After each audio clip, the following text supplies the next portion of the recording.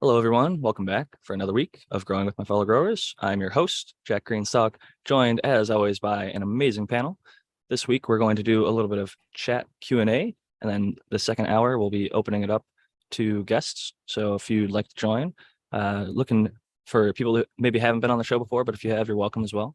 And first off, I want to go ahead and introduce Spartan Grow. Thanks, Jack.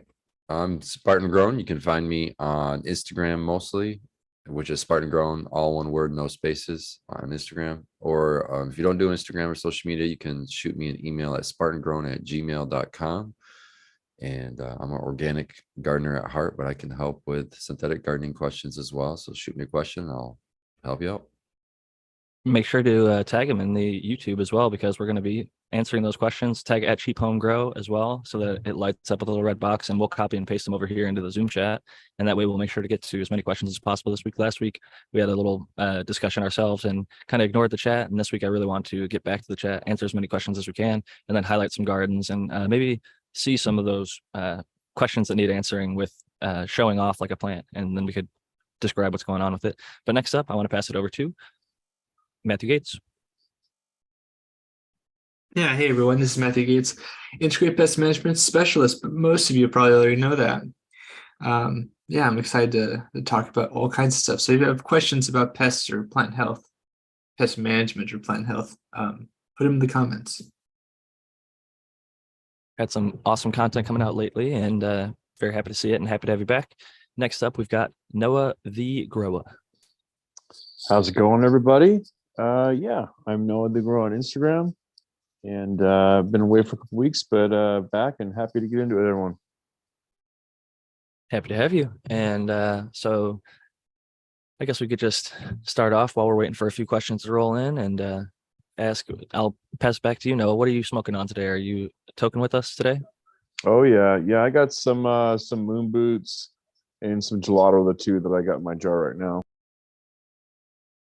I love the name Moon Boots, and I also like the cross. It's definitely, I'm a fan of Archive and their work. I've got some Bombed Buzz, which is a little pre-roll, and then some Jealousy that I'll be smoking on for the show, just to make things easy. The Jealousy is infused with more jealousy. It's like already tests really high, but it's I like that Jealousy. It's good stuff. It's got a nice smell to it, even just like the flower when it's not infused. I've been a fan of it for a little while. It definitely tests up there. I'd say it's like some of the stronger. I don't know if it's a cookie hybrid exactly. I actually haven't looked super deep into the lineage of it. Do you happen to know it offhand, Spartan, or anybody in the chat? No, I don't know off the top. I think it's chopped cherry or that's what it tastes like. Chocolate cookies or something like that. I think that might be in Jealousy. Is what it reminds me of. Sounds good. Well, I just saw Seed Person 1 says, can I show the Cheap Home Grow tent? And absolutely, we're going to open it up at 5 p.m. here on the West Coast, or I think that's 8 p.m. on the East Coast. So in about 46 or 56 more minutes, we'll be sending out that link on the YouTube so that people can jump in. Marcus Green Thumb saying cheers. Good to see you, Marcus.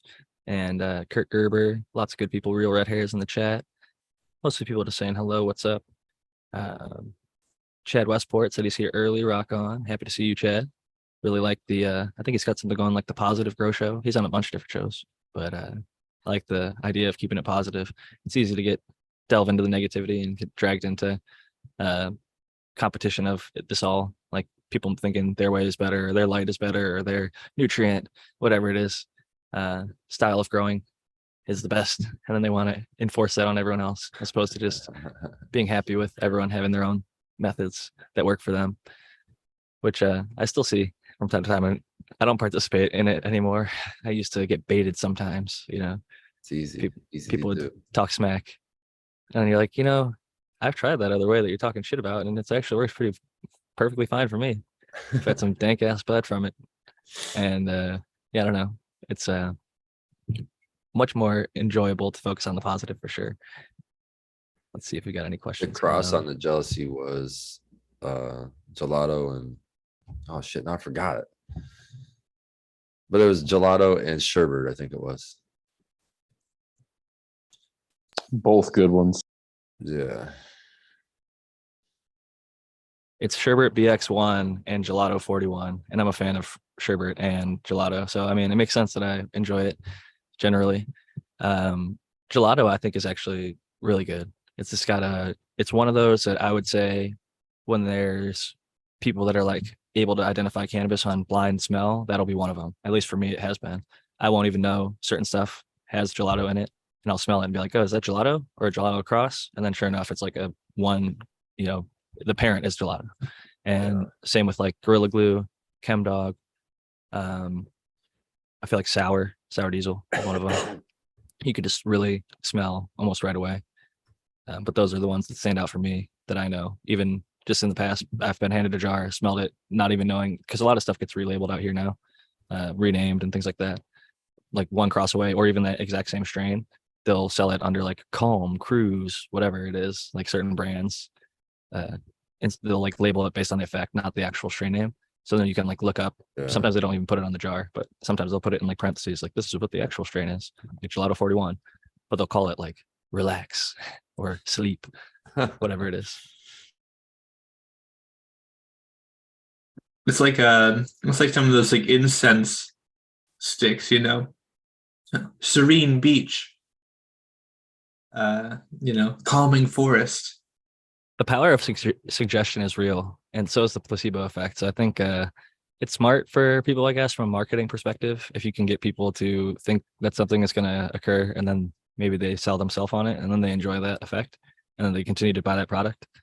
But I don't know. I generally try to be open-minded with the stuff. I like stuff that I enjoy the smell of when I crack the jar, regardless of what the name is or the testing results are. So it's tough because there's a lot of renaming, even in the, just like seeds, people rename stuff and sell stuff. So a lot of stuff is related that you don't know, and then it might smell similar. And then there's stuff that's unrelated that also smells similar. Like there's a lot of stuff that smells like blueberry, and it's not all DJ Short's blueberry. A lot of people like to say, like, especially if they sell DJ Short seeds or are related to them, that, oh, it's all from DJ Short.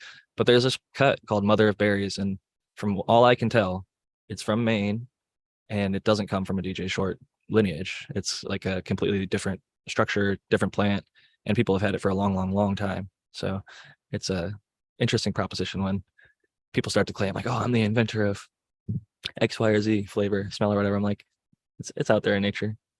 So we got a question. What's the best way to grow weak stuff? All dispensary stuff is too strong for me. Barry Ma Digginer. So Barry, I think if the stuff at the dispensary is too strong, I would try mixing like a 1-to-1, like a CBD THC, because even if it doesn't end up exactly 1-to-1, let's say it's like 5% CBD and like 15 THC, that 5% CBD is going to make the experience of the high a lot more relaxing, and it counteracts some of the potent like paranoia or overly high feelings that you can get when you're having just a high THC, high myrcene cannabis, which a lot of stuff these days is predominantly myrcene and very high THC with trace amounts of other cannabinoids. No, Perhaps you could. Oh, sorry. Go ahead. I was just saying, perhaps you could make use of. If you can find some plants that are a lot more closer to like land race, or more.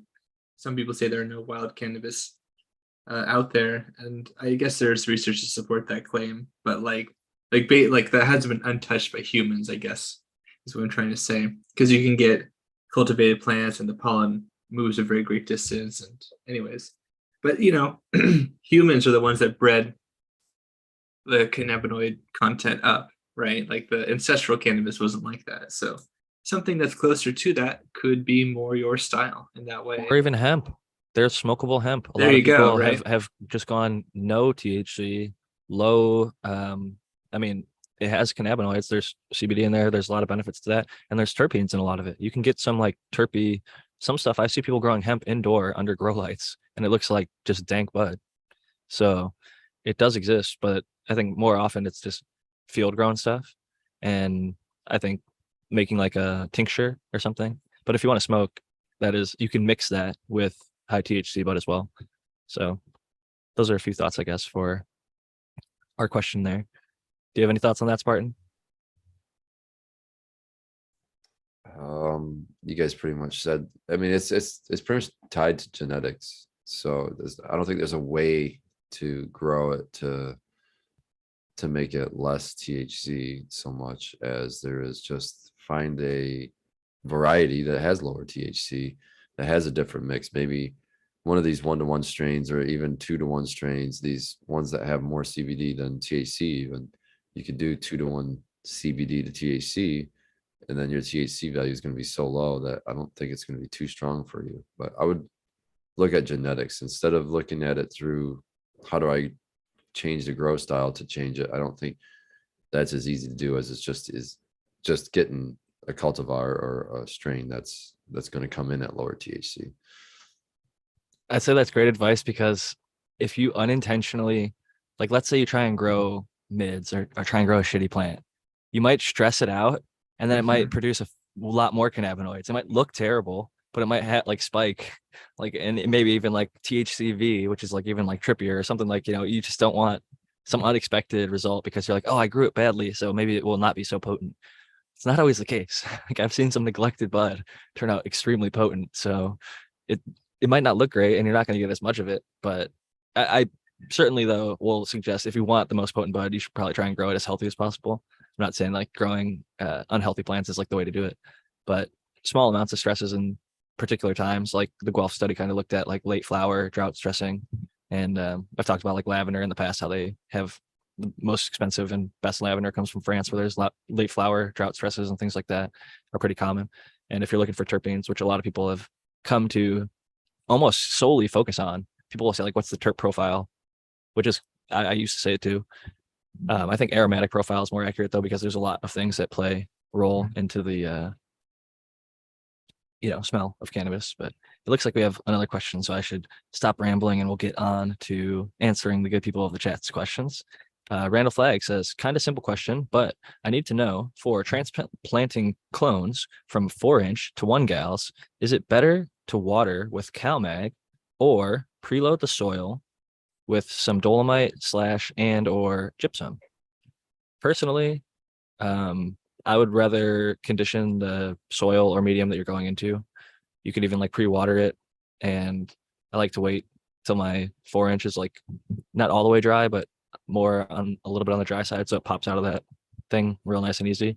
Then when you transplant in, you give it a nice little watering, and then it tends to take off in that new pot. But gypsum's good. Dolomite can help pH. Find a preload.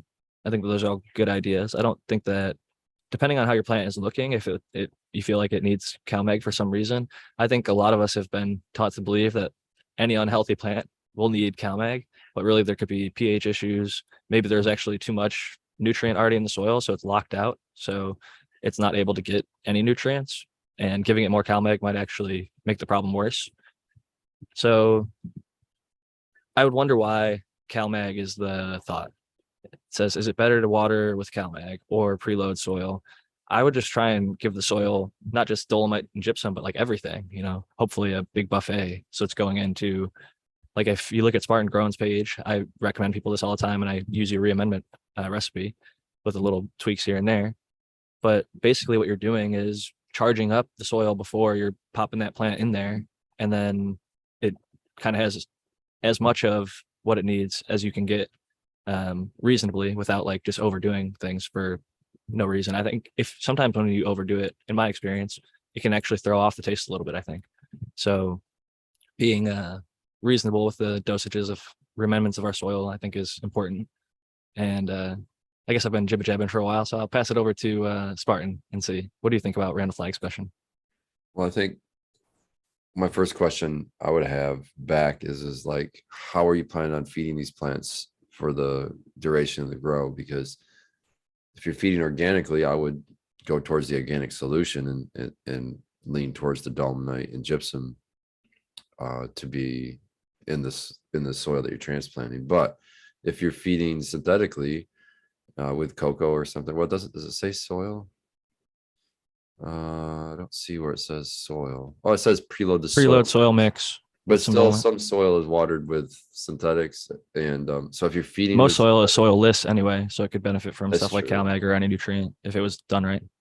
Yeah, so if you're feeding your plants, if you're feeding with synthetics, I would say I would lean more towards the CalMag. If you're more towards organics, I would lean more towards dolomite gypsum to answer that question. But is it better as far as to have the, I don't know that it's better one way or the other. It's just what's available. So the gypsum and the dolomite is going to be not as plant available. It's going to take longer to break down and become plant available. Whereas feeding with CalMag is going to be immediately available. So if you feel that your plant immediately needs nutrient, then that's another thing to lean towards the CalMag.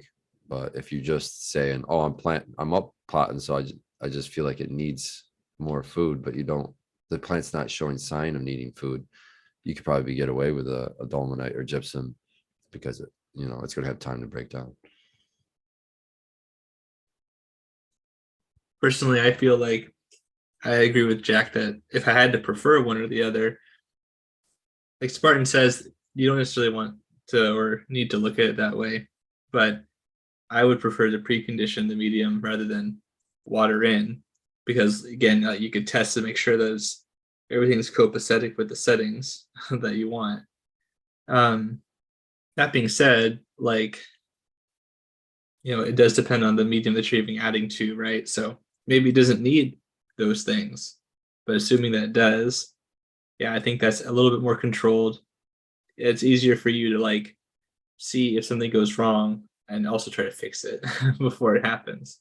If you're watering it in, it's you're committing to that in that way. It's a good point. And even with like cocoa, you can, if you were feeding nutrients, you could run through some water through it and see what your EC is going in versus your EC coming out and measure the difference between the two. And if it was like way too high or way too low, then you could adjust before you even get the plant in there, like Matthew was saying. So good point there, Matthew. Noah the Grower, before we get to Lone Star Larf's question, do you have thoughts for the last question that we had there from Randall Flagg? Pretty much everyone said that, like, Spartan, she says, yeah, everybody pretty much said it. But I mean, I prefer to have, when it comes to CalMag myself with my regimen, I like to have a bottle. I just got a new one, an organic one. I like just will have control over it and have it, there when I need it. And if I don't, then I don't apply it, different stages, I don't like to give it later flower. So, I mean, yeah, that's the way I look at it, but, teach their own. We're happy to have you here, and I'd love to hear your experience and share it with the growers out there. I feel a little bad because we've kept Vini Vidi Vici waiting, and they actually asked the first question. And in the Zoom, I have fine eyes, but I like to make things easy to read. So I make my computer blow up the fucking text real big. And so when Spartan sent the questions, the second one is the first one that I actually saw because I didn't scroll all the way up. But they ask, Vini Vidi Vici says, "What's the smallest cutting you guys have ever successfully rooted? Also, any success from rooting from cuttings up to week 3 in flower during/when the stretch stops?" So part 2 of that, I would say, yeah, I've definitely rooted stuff in flower during the stretch because I didn't take cuts before. And then I was like, oh, wait, this looks like it's going to be a winner. So then I took cuts, and then kind of, it's not too late. So re-vegging them is actually like not a huge deal. The longer out you go, the longer it takes to go back, I think. So I wouldn't wait much longer than week 3. Ideally, you could do it when you harvest the plant. I've seen people re-veg all the way from there. But as far as smallest cutting I've ever vegged, or ever rooted, probably about the size of this joint, like a couple inches. When I took a top off of a plant, and it was fairly small, and I just threw it, or just was. I could have done this the other night. I was trimming up the lowers, early flower, and there's just some branches that looking at it, like this is not going to produce enough bud or good bud. It's going to produce tiny little nothing. So I'm just going to cut it off. And I could have taken the clone, but I'm not looking to keep the clones right now. So it would have been much larger than my smallest cutting ever, though. But in those situations, sometimes you get some little cuttings that you can just throw in a cup of water and make yourself a new plant and maybe gift it to a friend. I need to get back into that. I used to love giving people plants and getting them into growing. And even if they didn't have the most ideal setup, it's just fun to like see what somebody can turn out, like in their closet, in a windowsill, in their backyard, whatever it is, wherever you are legally. It's cool to get people growing. But Spartan, what do you think about Vinny Vidi Vici's question? Pretty much the same as you. I don't think I've had one as I try to take bigger clones, honestly.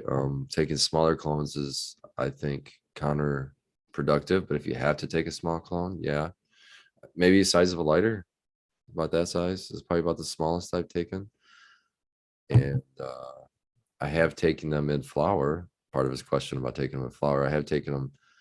I don't know exactly if it was week 3 or not, but definitely I've taken them in flower. The later you take them in flower, the harder they are to clone, because it gets to a point to where they try to revert and re-veg kind of as they're brooding, and it's just a weird mess. Still will work, but definitely not ideal. It's just kind of a last ditch effort to try to save things. It would be the only reason I would do that. I would definitely not plan an SOP around taking clones in flower at any time in flower. I wouldn't I mean, in a pinch, do it, but I'm not saying to like, don't do it regularly, like planning on doing it regularly. And there will be people that will tell you, yeah, do it regularly. There's no problem. But it's just one of those things that you're just asking for trouble eventually. So I would continue to take them in veg if you can. And then what was the other part of the question? I think that was it. The smallest in any success in flower. Yep. Yeah, the thought that you just kind of talked about with making it, you're asking kind of for trouble, and like, why make it harder on yourself if you're able to take it in veg? Ideally, I guess life happens and sometimes we don't get to it, but I agree with you, not making it an SOP or a regular thing. I guess some people may do that when they're clearing out those lowers, when they're still stretching, when they're like barely, if not even flowering, even though it's like 12/12 or whatever your light cycle is. But I'm gonna pass this one to Noah the grower, because I think in the past you may have even been one of those people. Maybe I could be wrong, but what do you think about taking them in the stretch? Well, I would just echo everything Spartan said. I couldn't have said it better, but I mean, yeah, I like to take bigger clones. I don't like to take them too big, but I mean, I definitely like to take them. I like around, I guess I'm just looking at them in my head. I like around 10, 11, 12 inches. And I've definitely had to take clones from flower. I mean, I've had it re-veg right out of the bud and it looks really weird. But no, I would never. What do they call it?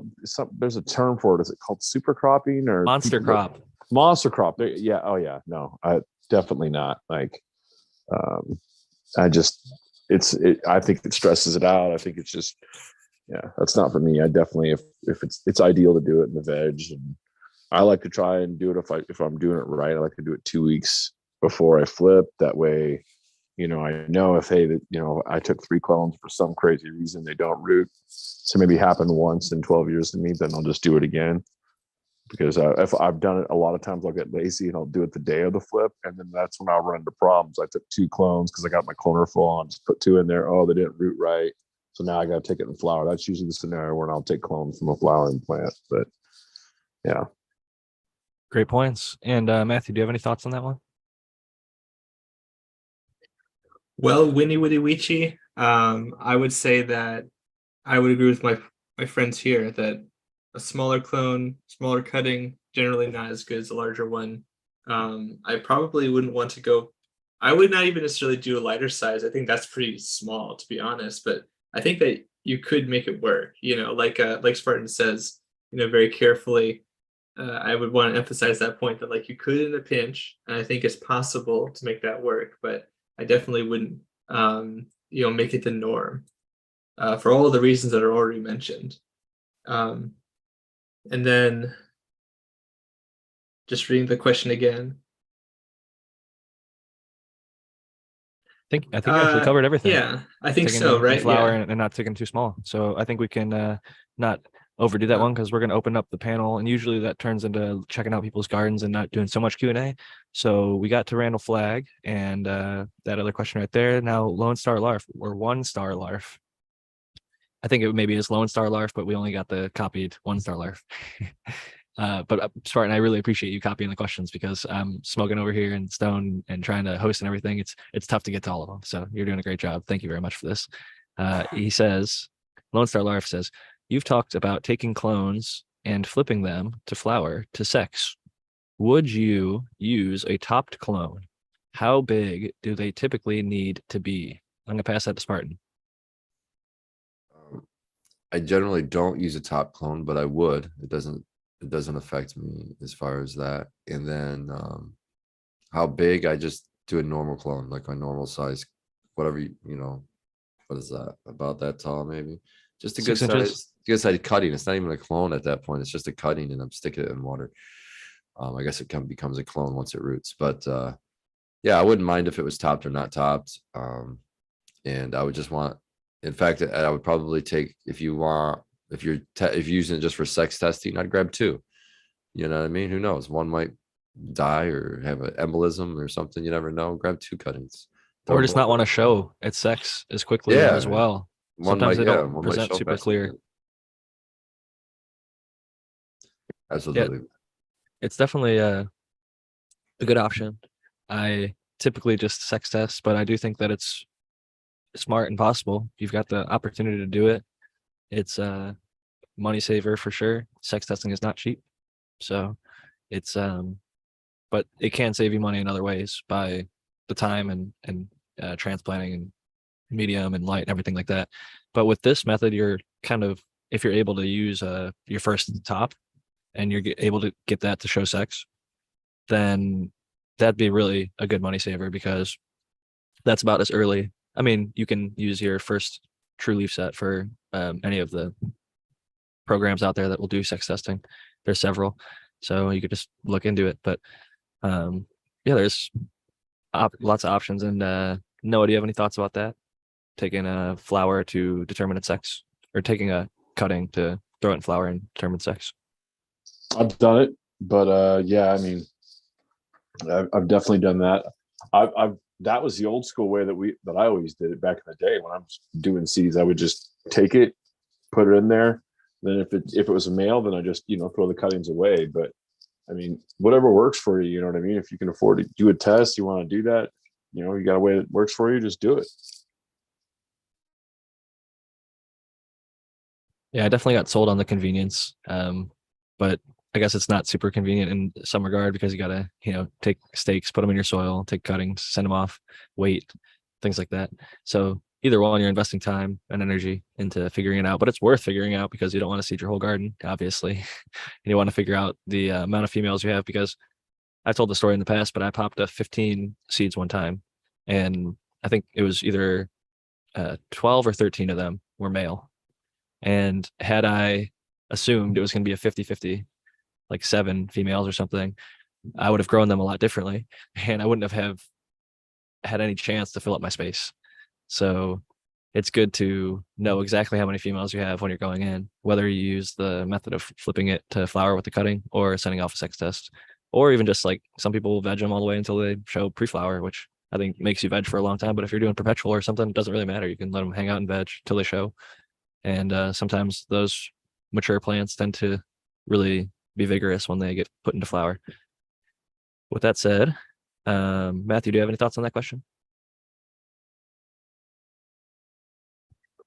No, not necessarily. That's what was already said. Alrighty. Well, Dog Doctor Official asks, at Spartan Grown, question, buddy, what to do with an autoflower that is 8 weeks and still not in flower? Huge plant, but still not in lower or flower probably. All others are, but the Kush, she is not. LOL. And since he asked you, Spartan, I'll let you take that one on the lead. Man, I just stick it into the flower cycle 12-12 and see if it wasn't an autoflower. That would be what I would do. I don't know what else. Honestly, I don't know what else to do at that point. The next thing would be is maybe try to take a clone off of that thing too first. If it clones and you have a backup of it, and then you could beat the hell out of it, do all kinds of things, and you still have a clone of it. So clone it first, and then I'd stick it into a 12-12, see if it flowers. It's not going to hurt anything. Maybe it's just a photo period, some kind of a weird freak photo periodism cropping up in the genetics, and you're fighting that 1 in a million seed that won't flip. Or they just haven't bred it to the point of stability where there's not photoperiods popping out. Because like as I learned from with those genetics, they talked about F1 when you breed a photoperiod to auto, unless it's like a really, really, really fast flowering photoperiod, there's gonna be no autoflowers in that generation. So like F2, they start to see some. By F3 and F4, they're locking it down. So I think maybe he got like a F2 or F3 or something where maybe 75% of them or 80 or 90 or who knows 99%. 99.99. It could be who knows how many. And he could have really gotten that unicorn. But I've heard this happen to way too many people. Unfortunately, I see it happen to people all the time. The other suggestion, because what happens often is they have like 3 or 4 autoflowers in the same tent, and they don't want to go 12-12 because they're worried that's going to negatively impact the yield of all the other autos. And I ask like, oh, well, what's your current light cycle? And sometimes around like 24 hours. I'm like, well, try dropping it to like 18.6 or 17.7 or 16.8 and see if that will trigger them to flower. Because even just shortening the day a little bit, it might be, instead of an auto flower, what's known as like a early trigger, early onset. So it might be mistaken as an auto flower by certain breeders and growers because indoor, outdoor, it just seems to grow, and sometimes in certain conditions it'll flower while people are in veg. But everybody's veg is different. Like I run 16.8 or 17.7. A lot of people run 18.6 or 20/4. But I want to take a second to welcome the one and only, the American one.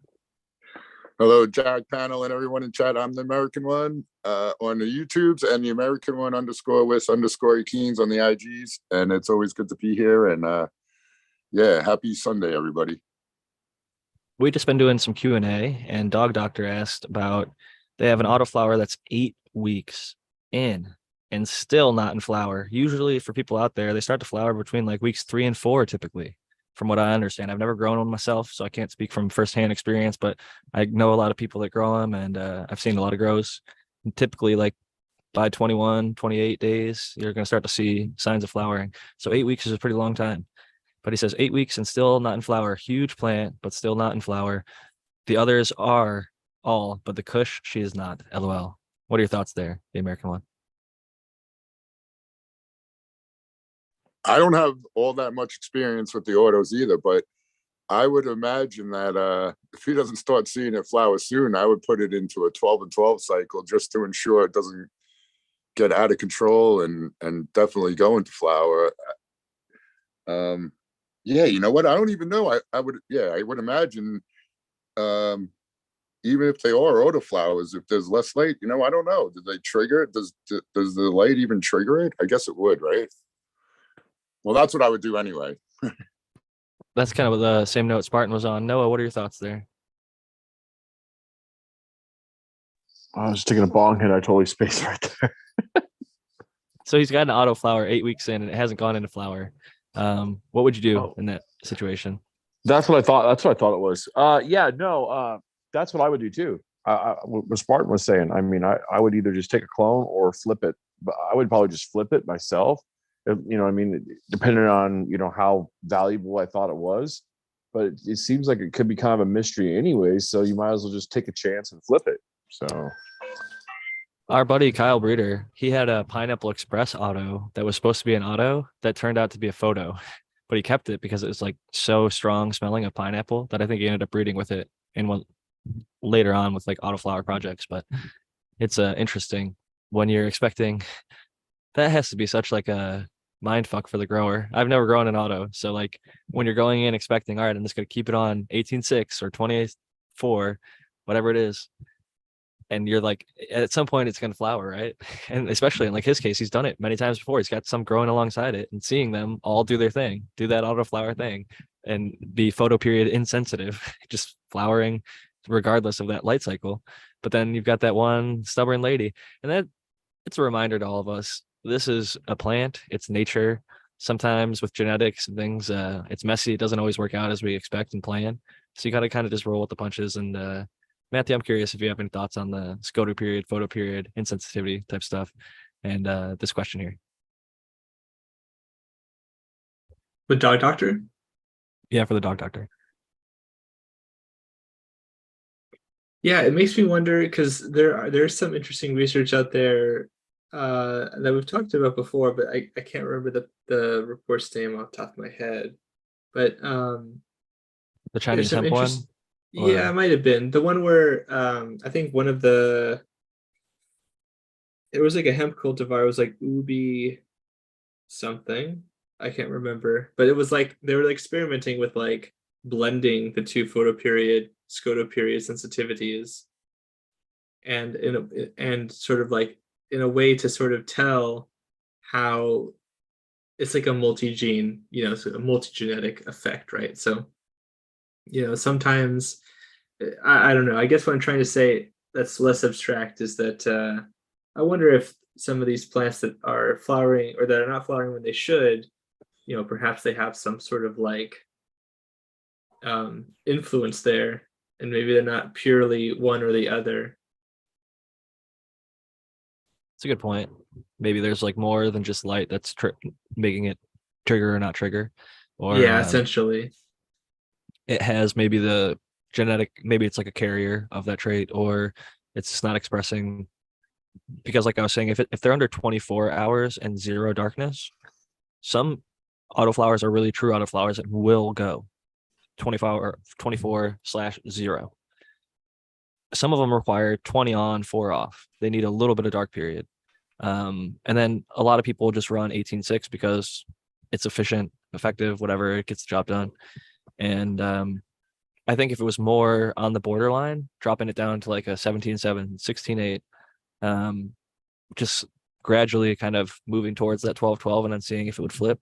But at this point, it seems like it's a massive plant. 8 weeks of veg for even like a photo period, I'd have a pretty massive ass plant and it might outgrow my space. So you're probably going to start to have to take a lot of cuttings, not just one. You're going to like have to either bend that thing all types of directions and get like a bigger tent, or start cutting it up before it's able to be put into flower. Otherwise, unless it's like a super squatty, I think the Mac 1 is known for like not stretching very much, and so is like Purple Urkel or Grape Ape. A couple of those really squatty ones that just don't stretch much at all, unless it's like one of those, which it doesn't seem like it is. It's already a massive ass plant. So good luck to you, Dog Doctor. Maybe we'll be seeing you in about 20 minutes or so when we send the link out. But glance on over to the chat and say cheers to the Major General 420 Army. He always says, "Give me that Donnie Burger." I've got some really killer Donnie Burger right now. Oh man, my mouth is actually watering thinking about it. It's in the other room. Some good flour and some really good concentrate. It's like I guess some people don't like it when this happens, but it's like sugared.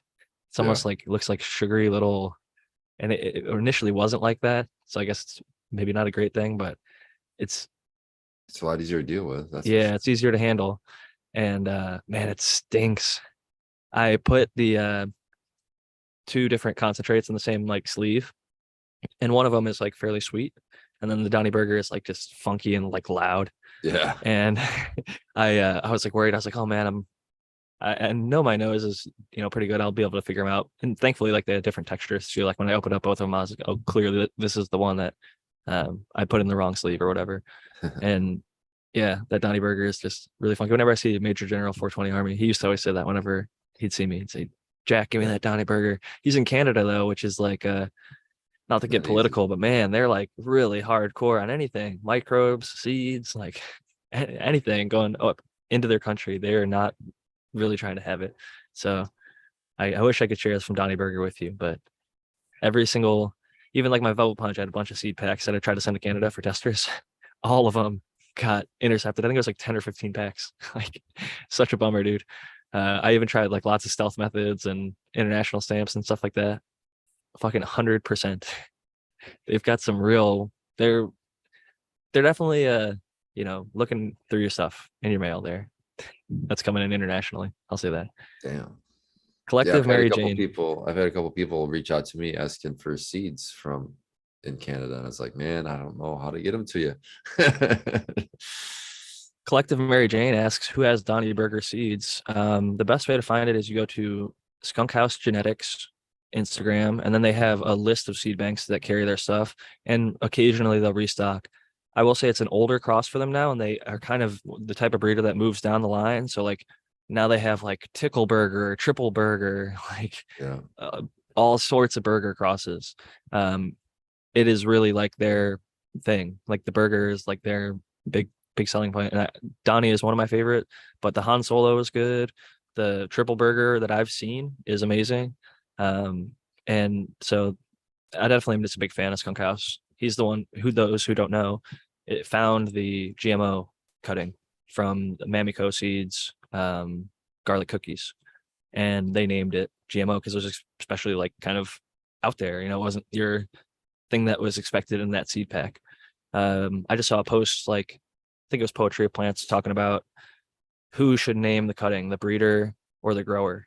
And I think sometimes, like what me and Jane said in this response was, if it's what you expect in a pack, then you should just call it like Spartan Grown's Snow Cane or Yeah. Snow Cane number 37 or something like that. But if it's like a really unique, random thing, it's like you pop a seed pack and then it's some unicorn, like GMO in this example, it gets a different name because it's like not what anybody else found or expected in that pack of seeds. It was the unicorn and is sort of deserving of that name. And even then, I think in parentheses, you should put like garlic cookies, Mamiko seeds. Personally, that's just how I feel about giving respect to the people that bred it and where you found it from. But some people don't do that. But I'm curious, what do you think about that, Spartan? I'm sorry, I was distracted by chat. What do I think about what? I got distracted too. You're talking about Donnie Burger. It's the question of how do you name Oh, like who do you name? new? Yeah, Oh, I was yeah, Well, how do you I was name it? How do you confused. name the populations? Because you could go Who about names it a the few cut? different ways. Before that, Who names the cut? Yeah, and how was also part of the question. I feel like, in a way. So my question is, why are you naming the cut? And if it's because it's completely different than everything else, then I think you should just let the grower call it whatever, the person who found it, call it whatever you want, but they shouldn't change the name. Like, for example, I personally dislike, for example, Chernobyl having the golden ticket or Slimer because it confuses people. I would rather Chernobyl be called Chernobyl. And you could say, I have, the Slimer cut of Chernobyl or whatever. But to Jack's point, that's what I like the most, is just give credit to the grower. So instead of changing the name or coming up with a name, just give it to the grower. So if I grew it and it's just my cut of it, that's generally how growers do it innately anyway. When somebody finds something, they grow out some seeds, and if like a group of 5 growers grow the same seeds and everybody agrees one cut's better, or maybe 2, it's hotly debated between 2 cuts, everybody's going to just name them so-and-so's cut and so-and-so's cut.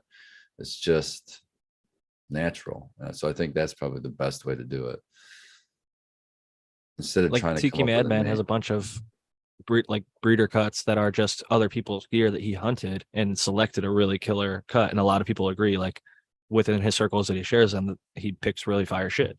So it's he's not claiming that he bred it, he just selected it, and his name is associated with it because he was the one who hunted and found it, and maybe he'll use it in his breeding later on or whatever. But I appreciate that he at least keeps the strain names, because like Yeah. nothing like I like Beleaf and their work, what they're doing, but like they've found like this white truffle cut from I said it was ABC before, but it wasn't ABC, it was some other breeder in Fresh Michigan. Coast. Fresh Coast. So I just mistake it. 2 great Michigan breeders doing amazing work up there. But he found a killer cut and he named it, and he's gotten like a lot of acclaim for that cut, and he's doing work with it. But I don't see him shouting out Fresh Coast a bunch, unfortunately. And I think that I just wish, like, even if he doesn't say it verbally, like put it in the writing, like do it, because enough people are like, oh wait, that's what that is. Like they just won't know. And I don't know. I don't think that you should have to like go through so much research to figure out, especially if they're selling seeds, which they are in that case. And in my opinion, I think as far as like visual stuff, they're putting out some of the better looking things and working with some really killer shit. But somebody on Twitter had a great post, and it was like the Skeletor says something and then like runs away meme. And it was like, good looking weed isn't always good. And it was like Skeletor running off, and it was just like, it's Super pretty true. fucking true. And bad looking weed isn't always bad either. That's the real mind fuck, is like when you look at some terrible looking stuff and then you get blown away by how good the smoke is.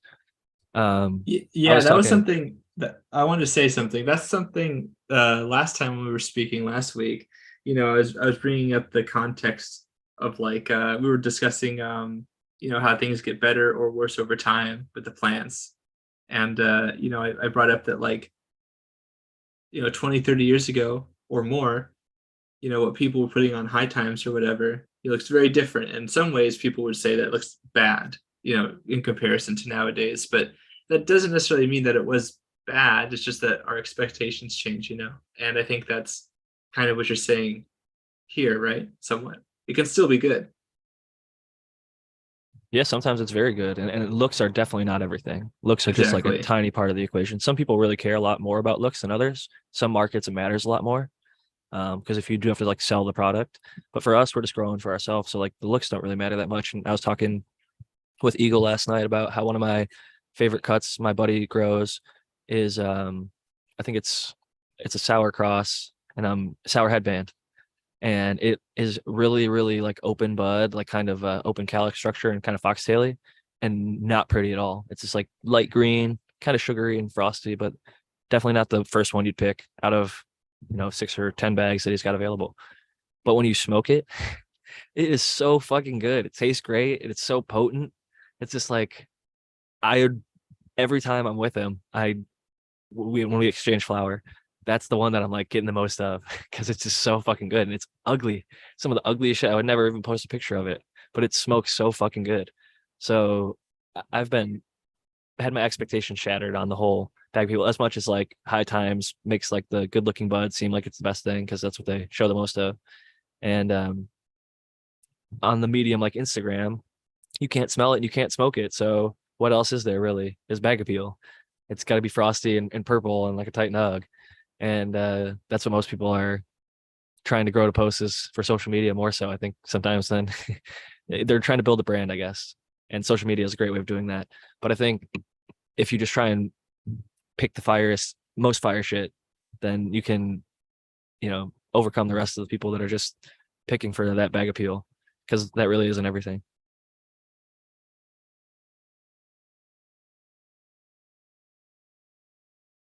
The vortex that I'm so in love with it looks like old school weed. It's not the prettiest stuff out there, but God, it fucking smokes great. I'm gonna go find a post on Instagram, but AK Bean Brains has like I think it's like the seed bank catalog, and they're doing some breeding work with, I think it's like an NL5 line or something. And they have a picture of their bud next to the seed bank catalog from like 20 or 30 years ago. Oh, And nice. it looks fucking exactly the same. It's crazy. Really? Yeah, it's like a really, really great representation. I'm gonna find it here for us. That's what we're talking about with uniformity, man. You popped a seed that looks exactly like the picture. That's what's up. You get back to that.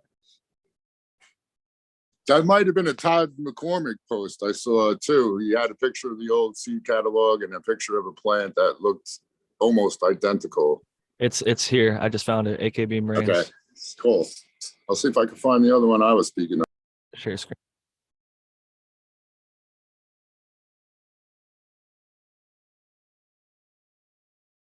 Here we are. AK Bean Brains. It says, here's F4 NL5/Haze from Seed Bank of Holland. I took some comparison to the original that Neville used as the cover photo in the 89/90 catalog. Pretty fucking spot on. And you look at his bud here on the left, it's crazy. Even like the curl of the leaf, late in flower, the really open calyx structure. It to me, this is a pretty stellar representation. By F4, I mean, I'm sure it maybe loses a little bit of vigor and veg, but by the time it's in flower, he really, I think, locked down at least the morphological traits that produce. And if you've ever smoked NL5 haze, I can imagine you're probably maybe drooling as you look at this photo because it's some super potent bud. As much as it's like we were just talking about, not the prettiest. This is not the one that's going to win the bag appeal contest or get the most likes on the Instagram. But man, it is fire. And it is really cool to see that stuff like this still exists because this is a 1989 to 90 catalog. So it shows you how long these genetics have been around and he took it to F4 and stabilized at least those traits. So I'm sure if you hunt through, you could find some of the stuff that you might be looking for. The one I will say with haze is you really do have to hunt because some of them are just not the greatest, but there's some really fire haze if you search for that unicorn.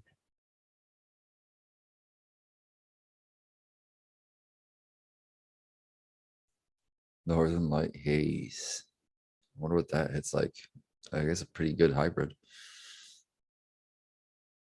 It's really strong, depending on the phenotype, obviously, but whenever I've had it, it's like, it's one of those ones that makes people, even like your pretty common like heavy user, will tap out and sometimes have like the panic attack.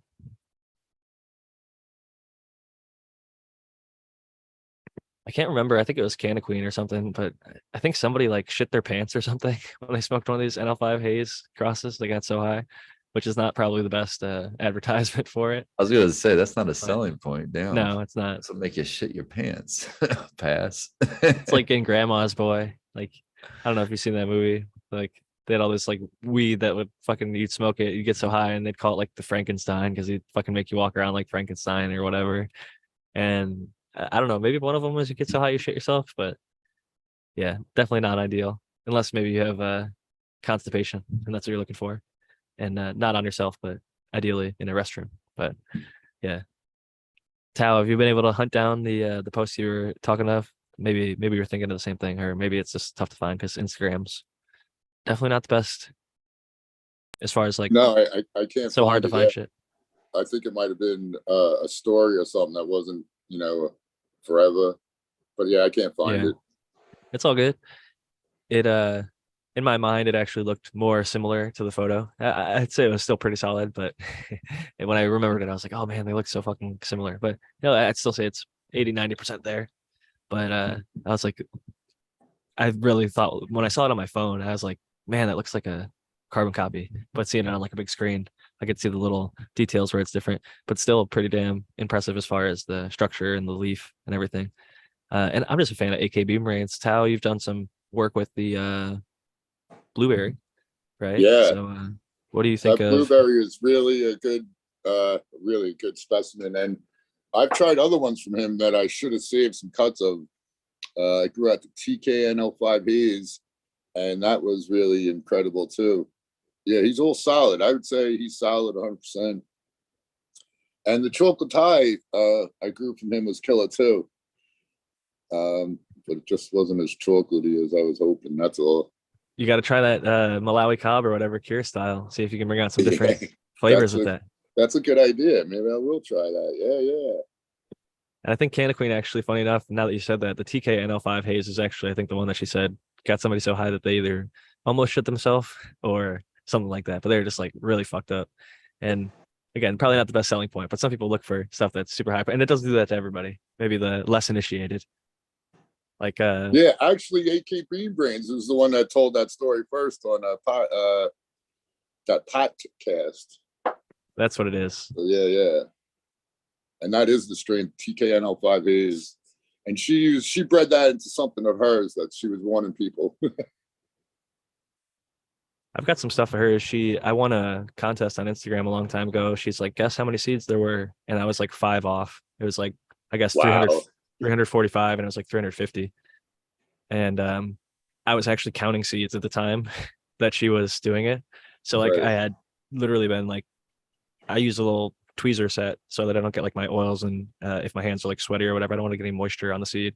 So I have like dry sterile tweezer that I literally go one by one and pick my seeds out. So a pretty good idea how many fit in a rough little area. And like, I don't know, it was lucky, definitely a fucking lucky guess. And she hooked me up with some stuff I'm a little afraid to grow because it's got a bunch of haze lineage and I have a really tiny space. And the last time I tried to grow even a haze hybrid, which is Blue Dream, I had a nightmare of a time trying to, wrangle it and tame it to make it fit inside my tiny little tent.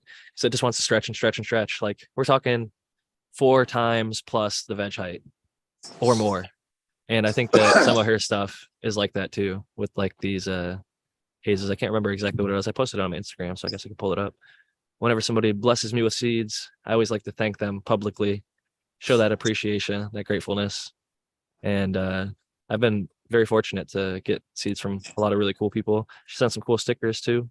Shout out to Candy Queen. It was the Wookiee unicorn, and she sent I think F3 and F4. So shout out to Candy Queen. She's really cool. She's still doing her thing. Shout out to everybody out there doing their thing, fucking growing, breeding, and keeping it alive. We got about 5 more minutes. If you got a question that you really want to get answered, that you've been thinking about asking, go ahead and maybe re-ask it if we didn't get to it earlier. And we'll try and get to it now, because we're going to send the link out here in a little bit. And I imagine some of the people here, we haven't sent the link out in a long time. So I'm sure a lot of you guys are going to want to come jump in, hang out, show off your garden, maybe ask some questions live. And I know Seed Person 1 said earlier he wants to show off that cheap home grow tent, which is cool because I know I got Velvet Punch in there. I'm pretty sure it's F3. I can't remember if I sent him F2 or F3 at this point. I've sent out. Yo, that grow is so many. looking good. It's got some color in there now. Shout out to Seed Person. He said he's smelling it from a ways away, and I've got the same experience going on over here. I love that when you got some stanky plants, even in early flower. This the run where I'm keeping my Velvet Punch all super healthy. This is the strongest, other than maybe some of the strawberry stuff that I grew, that I could smell something in veg. It actually shocked me. I was like, damn, it actually smells like it's in flower, and it was just in veg. Like, not super early veg, but like later veg. But it smelled dank. Like, I'm like, damn, do I need to get a fucking carbon filter for my veg space or what? Like, I don't know. I run it more for, I guess, the environmental control than the smell control, but it's always nice to cut it down a little bit. That said, I'm not seeing very many questions. Oh, wait. Why were bunk beds the coolest, though? Ned Denver. Great question. Bunk beds might have seemed like they were the coolest, or if you had cool siblings, they might have been the coolest. But I don't know. Some bad things might have gone down on bunk beds. People fall, get knocked off, break arms and legs and shit. They could be a bad time too. And if you've Does watched free up a Step lot of Brothers, space. they do save a lot of space. A lot of space. And I think lofting is pretty cool too, where you, instead of being right on top of each other, you turn one like 90 degrees from the other. So I don't know, you like use a corner where one is not directly beneath the other. But eventually, like, they're kind of close to the ceiling. I was in a bunk in college, actually, in my dorms, and I was the bottom. But whether you're bottom or top, like, you wake up and there's something right above your fucking head. If you're as tall as myself and you like lean forward and you're like having to avoid hitting your head on something. So I disagree, Ned Denver. Bunks are not the coolest. And if you've seen Step Brothers, they try and make their own bunk beds, and they had some negative consequences there too. And that was a movie, but it was definitely very funny. Shout out to Will It's Ferrell. a And great movie. who is the other guy? He's hilarious too. I could ever think of his name. Me either. But those guys have been in the same. They're like they've John done- C. Riley. John C. Riley. thank Oh you, my yeah. gosh, they're so funny. I think they did Talladega Nights together Talladega too. Right? Nights, yeah. That man, I could talk about that for way longer than we probably should. But Step Brothers is so funny, and Talladega Nights, but Step Brothers has so many just memorable moments, and It's probably my favorite funny movie, Step Brothers. definitely one of mine too. very quotable, and definitely lots of iconic moments.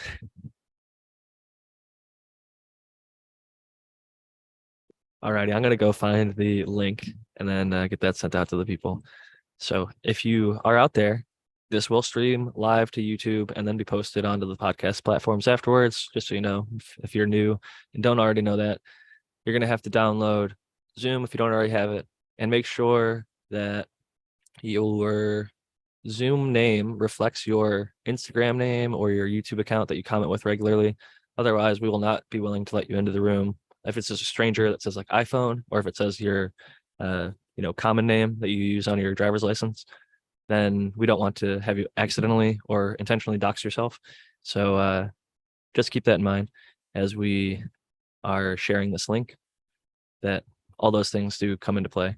So I'm going to go ahead and copy this from this email and then drop it over on YouTube. Shout out. I seen him in chat earlier. Indica B, he's probably still listening.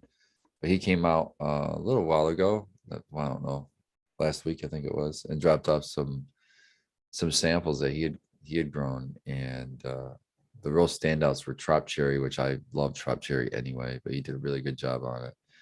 And then one that I hadn't even heard of before, but it was called like Skittles Bomb, I believe it was, and that was some really, it was like really fruity. It tasted really, really fucking good. I really liked it. So shout out to you, Indica. That's some good stuff, man. Good job.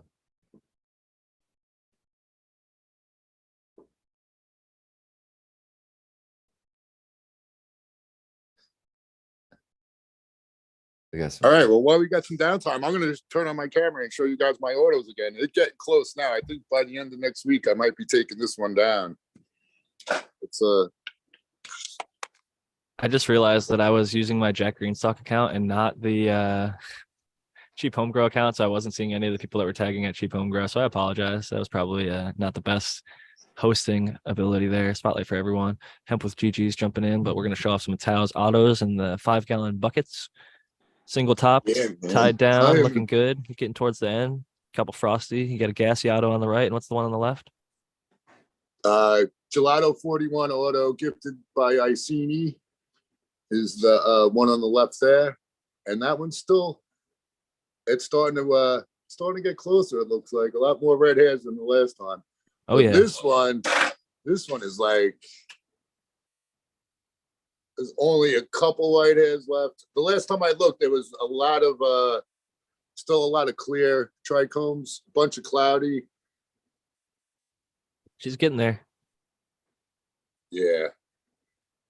But as I was saying, from my last experience with autos, I'm really impressed with these, and I'm impressed a little bit with myself. That's why I'm showing them off. Everything, I haven't been doing much Instagram and stuff because it's all the same old stuff, but this is new to me, so I like showing off my new shit. So yeah.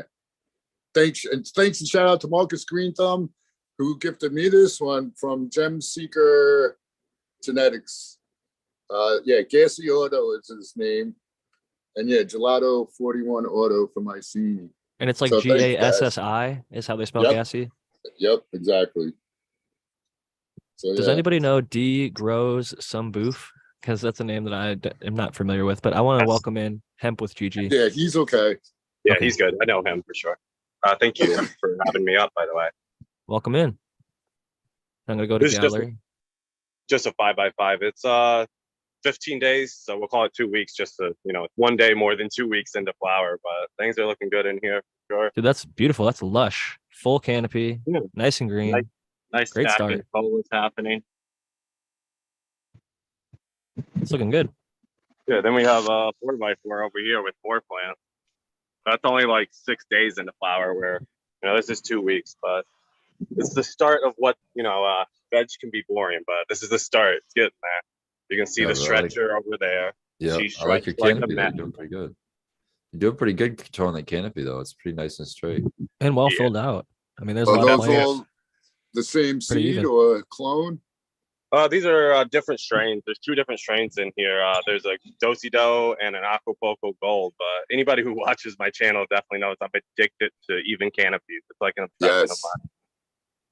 You're crushing it, man. Thanks, man. It is beautiful, yeah. If it's genuine Acapulco Gold, you're in for a long ride.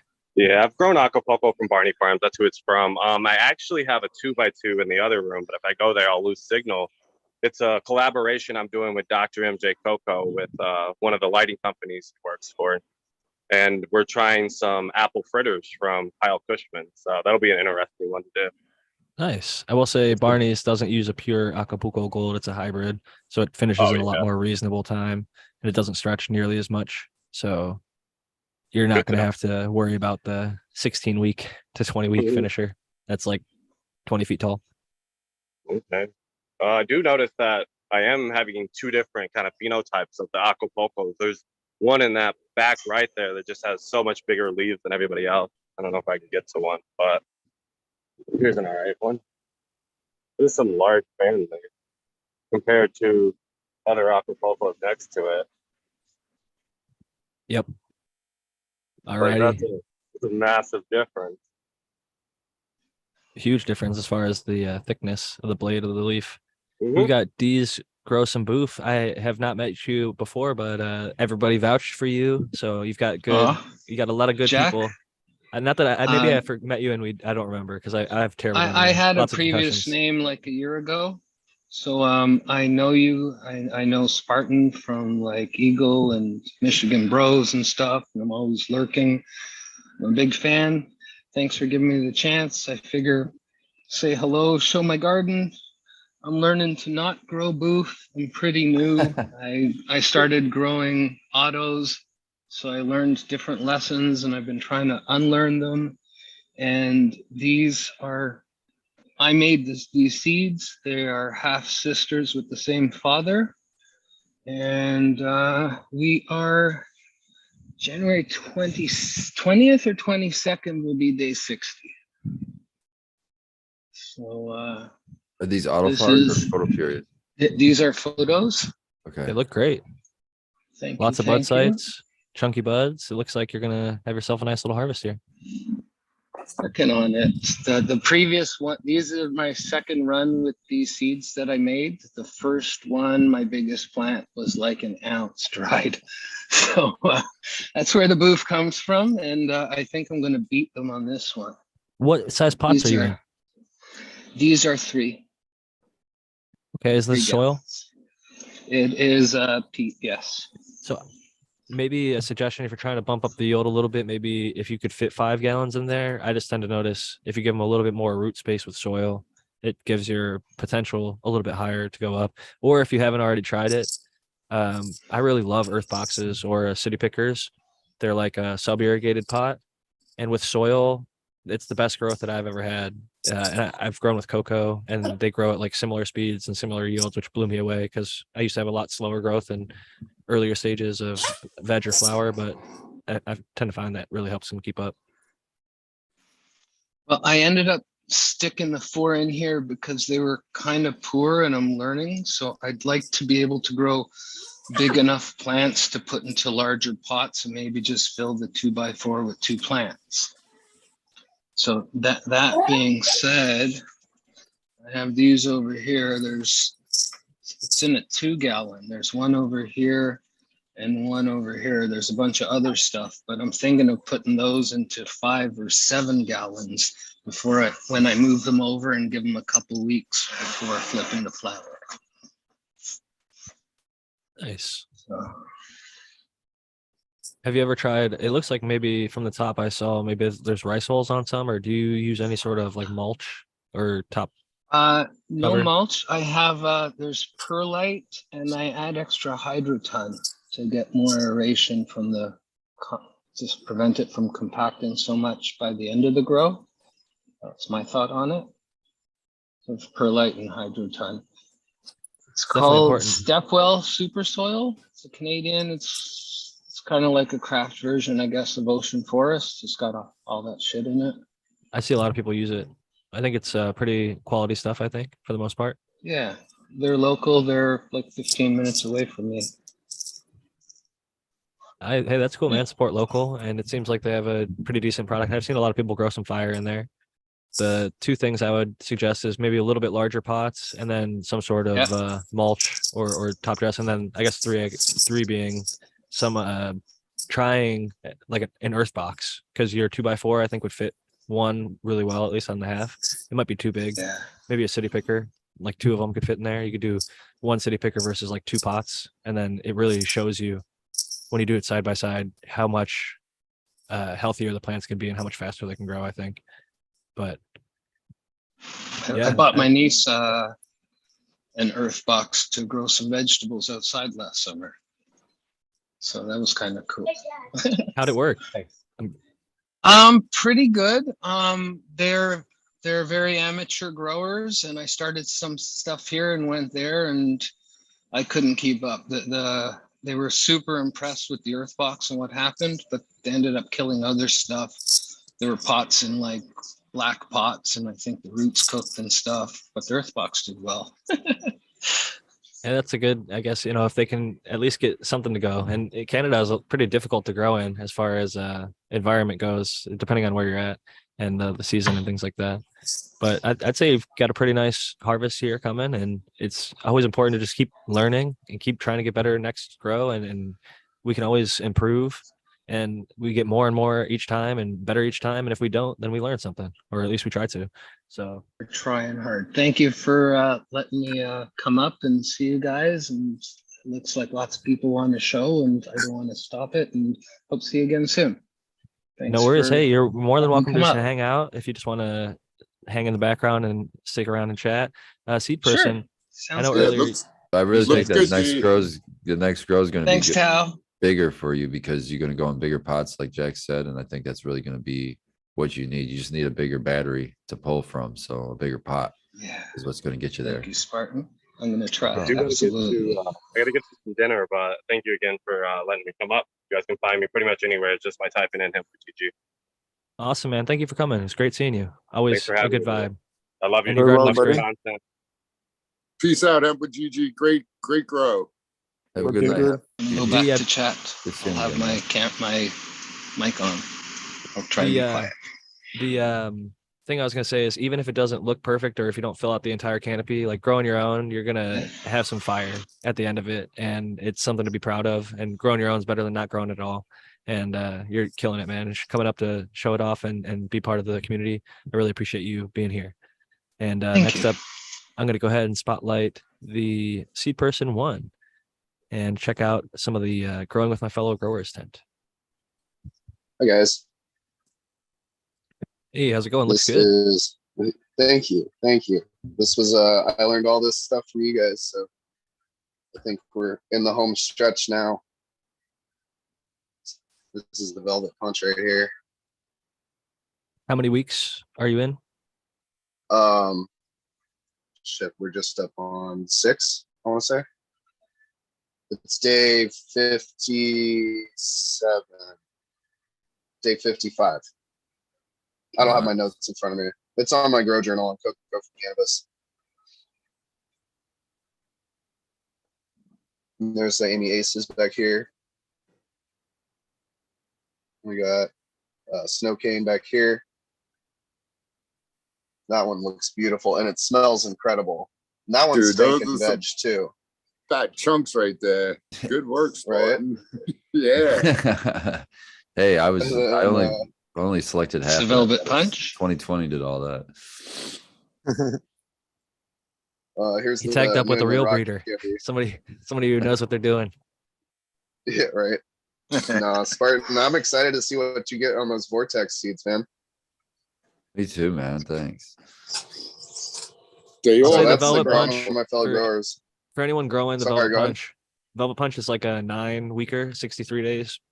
You could take it as long as 70. Some people like it a little bit fruitier and more uplifting. And I'd say at the earliest, you want to take it at 8 full weeks. And so 63 is my number that I like it at, which is 9 weeks. But 8 weeks is like 56 days and up. So you're getting to that point. I would definitely try and push for that 63 though. At 9 weeks tends to have a pretty solid yield, and it's a pretty mixed hybrid. You get nice effects in the body and the head, in my experience, with the phenols that I've grown. Snow Cane kind of It finishes. smells right like around grapefruit, kind of. Like a grapey grapefruit, like the citrusy at the end. At least mine does, this one here. Nice. Yeah, and I just had a little bit. I just snipped off a little tester the other day and it dried out and I smoked it right before you opened up the link and I'm like, shit, I'm so high on this. Nice.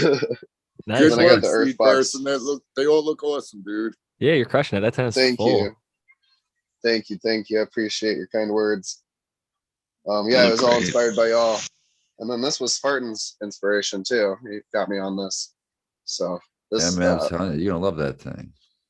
it's awesome, dude. I love it. Like this plant, I haven't done anything. This is the Grand Champagne from 2020. And Yeah, that it's thing just, that's a beast of a plant too, man. Yeah, look how oh thick my that God. is. So But that it only leaf is goes up like, giant. it's huge. And this, I pulled off like 8 of them like this size already. That Trying to Grand get airflow Champagne, because it's so squat.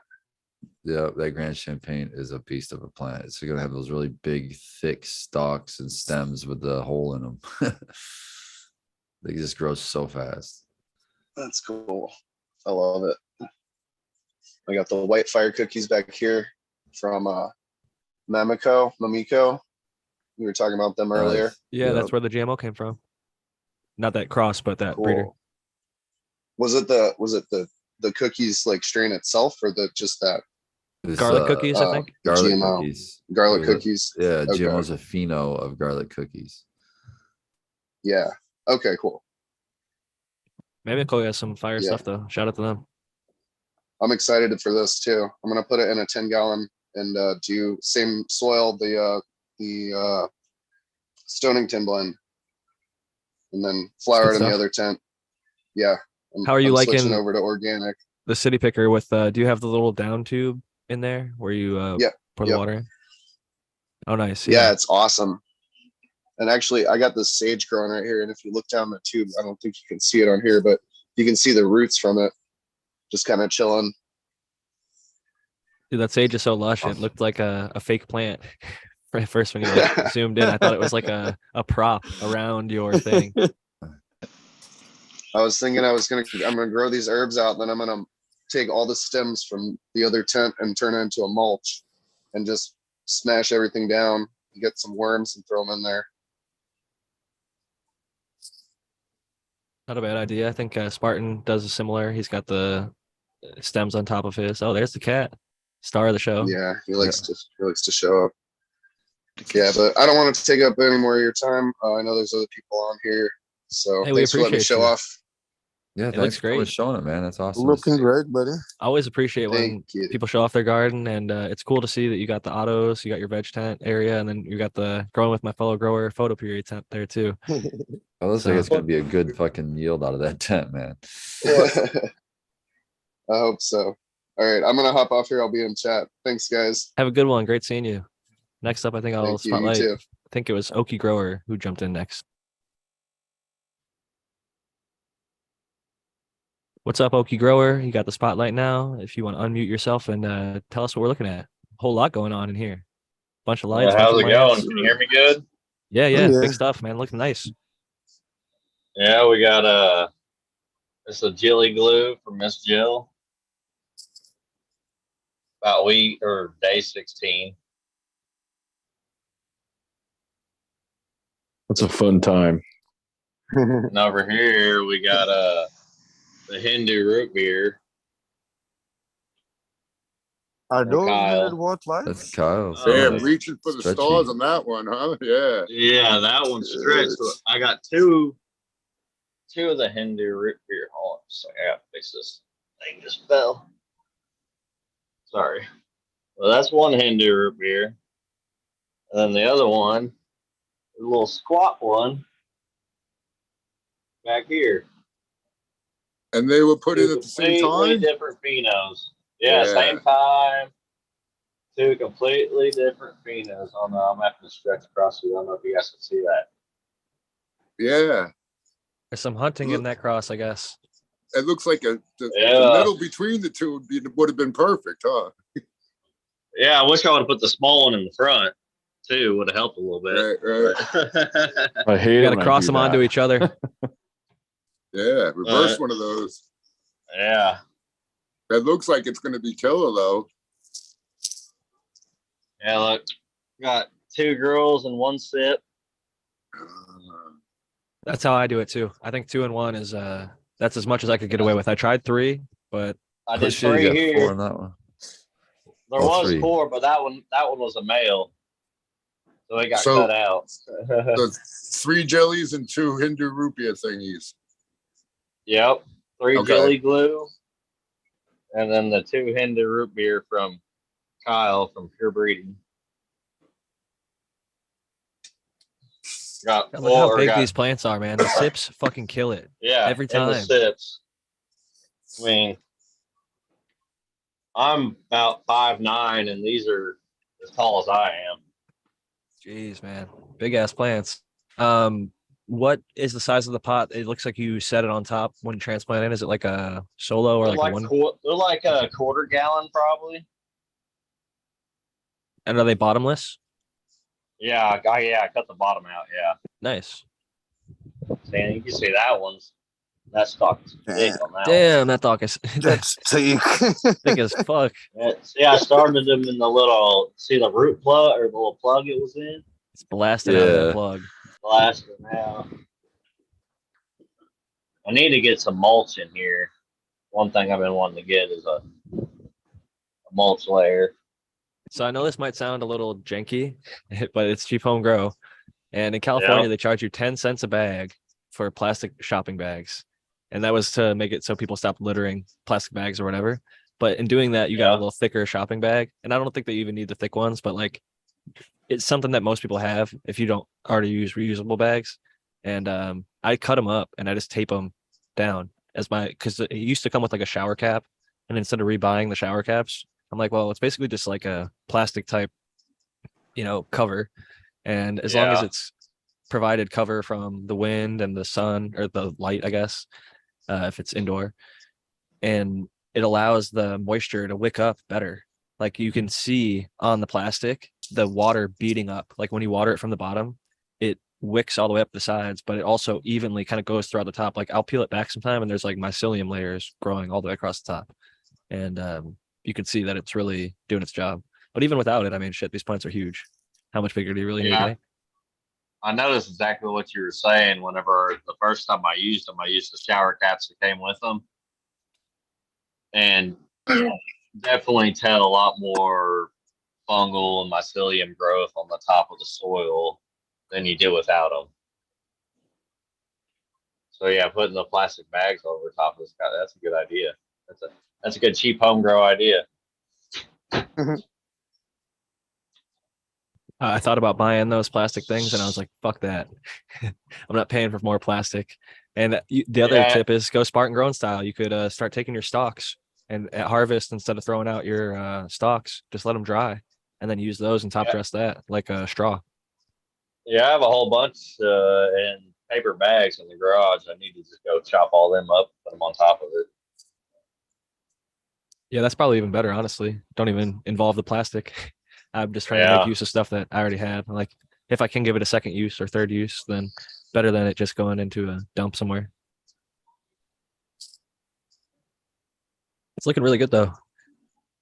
Yeah, I appreciate it. It's definitely this is over 3 years of buying light at a time and, just adding to it. Started out with one plant in the corner and one light. Keep adding to it as I can. Watching the show all the time. I think that's the best way to go. I mean, if you can't just get it all right up front, a lot of us, and it also it helps you kind of you grow into your grow. Like you got that one light, you got that one plant, and then you eventually get 2 lights and multiple plants, and now you've got 4 or 3 or 4 lights and several plants going, and it seems like you're very comfortable with it. The city pickers do make it easy. You just got to look down the hole, and if it's dry, Yeah.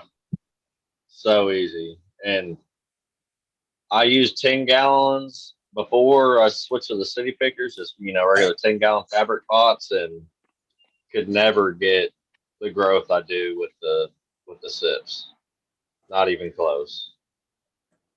Yeah, that was my experience as well. My yield really showed it. Like I'm right back to where I was with when I was growing in cocoa per square foot per grow per year, which I'm extremely satisfied with because I like cocoa, but I just hated mixing up chemicals and the nutrients like in my kitchen. I'd rather just, if I could just give water 90% of the time, maybe some microbes here and there. That's my preferred way to go. And I think that both are great. You can produce amazing flower from each one, but definitely in my case, it's been more convenient with organics. I'm going to go ahead and give Dog Doctor a big welcome back and give you the spotlight. Say, hey, how's it going? What are we looking at over here? Hey everybody, grows love. Thank you for having me. We are looking at the Super Freak. Beautiful. She's beautiful, exactly. She's drawing nine finger leaves. You cannot really understand them, but there are 9 of them. 9 with about 30 leaves on each. Dude. Yeah, that's beautiful, I love this. man. Look at this. these dudes. Different than the other freaks I've seen. This is Super Freak, not the Freak Show. Yeah. Super Freak is ABC crossed to Freak Show. That Yes, is sir. freaky, dude. That is wild. Look at her from top It doesn't even look like cannabis. If at you all. At all, dude. It Grew that looks like an outdoor. It's like a unknown marigold. It fucking looks like a plant. marigold. it's Fuck. I hope she's a keeper because she's beautiful. do you have more seeds? Yes, I do.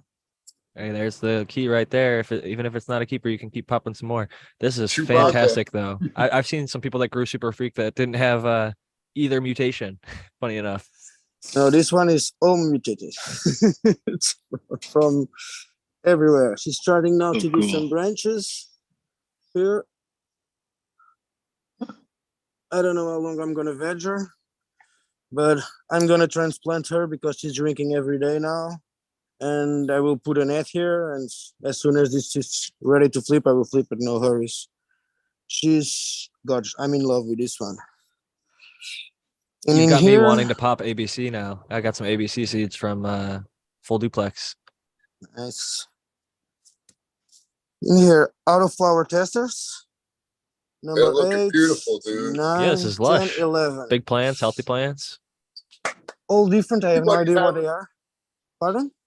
Everybody's having a super green grows, man. It's awesome seeing all these healthy plants. Thank you. I mean, look, this one is kind of freaky. Look, she's growing, but always like this from day one. Her leaves, these colors, all bend like this all the time. But she keeps growing. She's almost as tall as me. I'd say that's maybe too much nitrogen. Yeah, it's looking like too much nitrogen. I cannot change the recipe. They're I not was gonna supposed No, to. say, I know. I get it, but I think that sometimes plants are really sensitive to it. Blue Dream's one of them.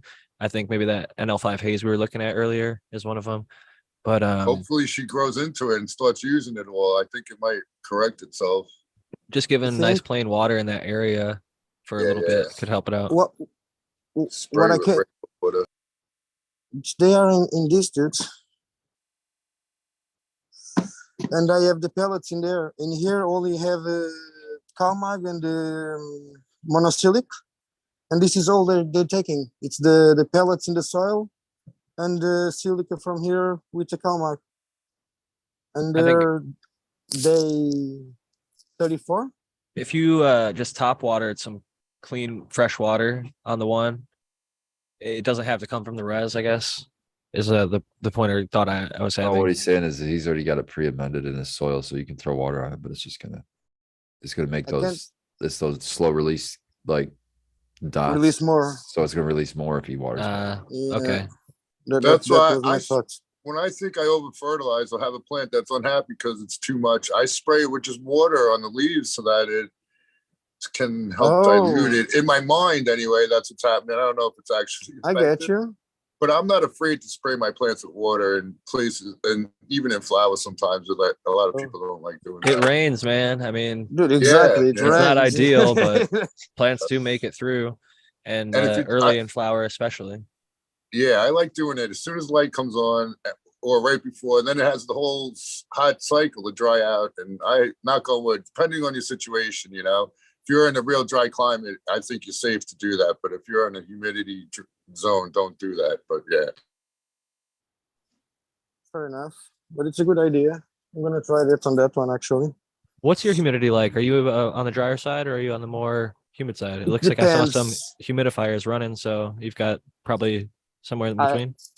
It's exactly. As long as they're in small pots like this one, I need humidifiers. The minute I change them to big pots, I don't need any more of a humidifier in the room.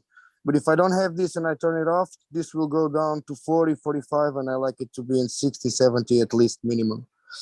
All the others, they have nothing. This one is running 75 at 80, something like this in US, and this is running 775 at 80 also. Now it's different because it's open, so it should be lower, but it's more or less what I run. And when the humidity levels get too high, I just turn on the dehumidifier, the other one. What about Bob asked what the bud was like on the freak complex plants? Does anyone have any?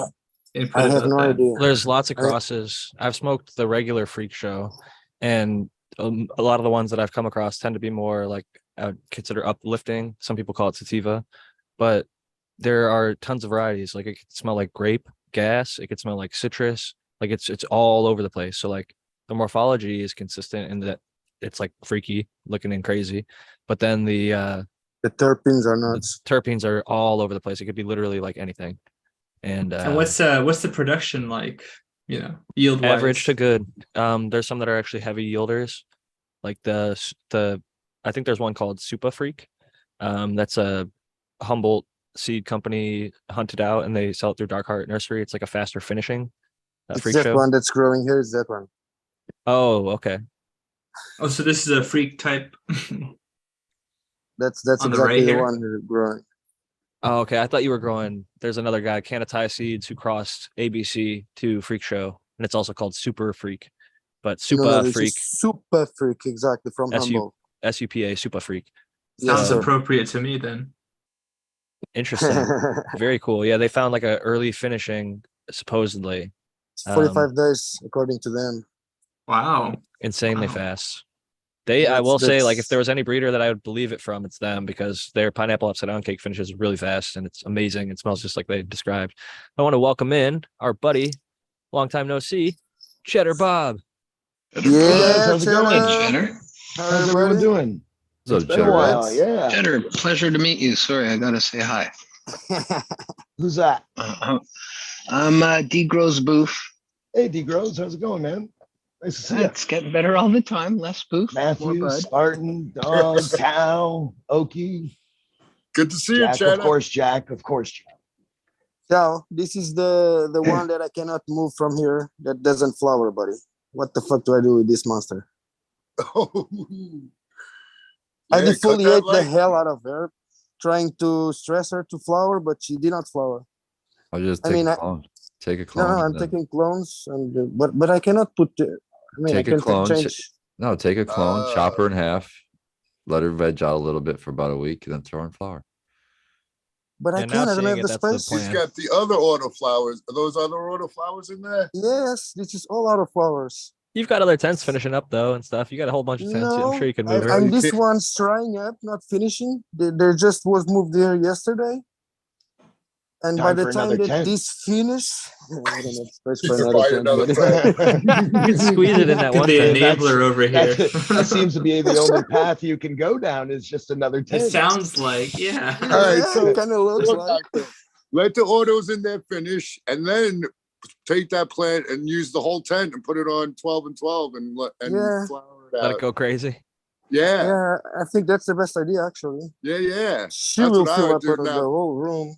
Look Just at this keep bitch. spreading her out. Yeah, spread her out, and then when those autos get finished up, just flip it, and you'll have Throw a net tent up. full of that plant. Yeah. Yeah. I think that's the best idea, actually. Staple it to the floor. Just you. The other ones are Yeah, big, I dude. mean, but but jeez. Cheddar Bob, you still got the cherry pie going over there, or what do you got going on? I do still have the cherry pie going on.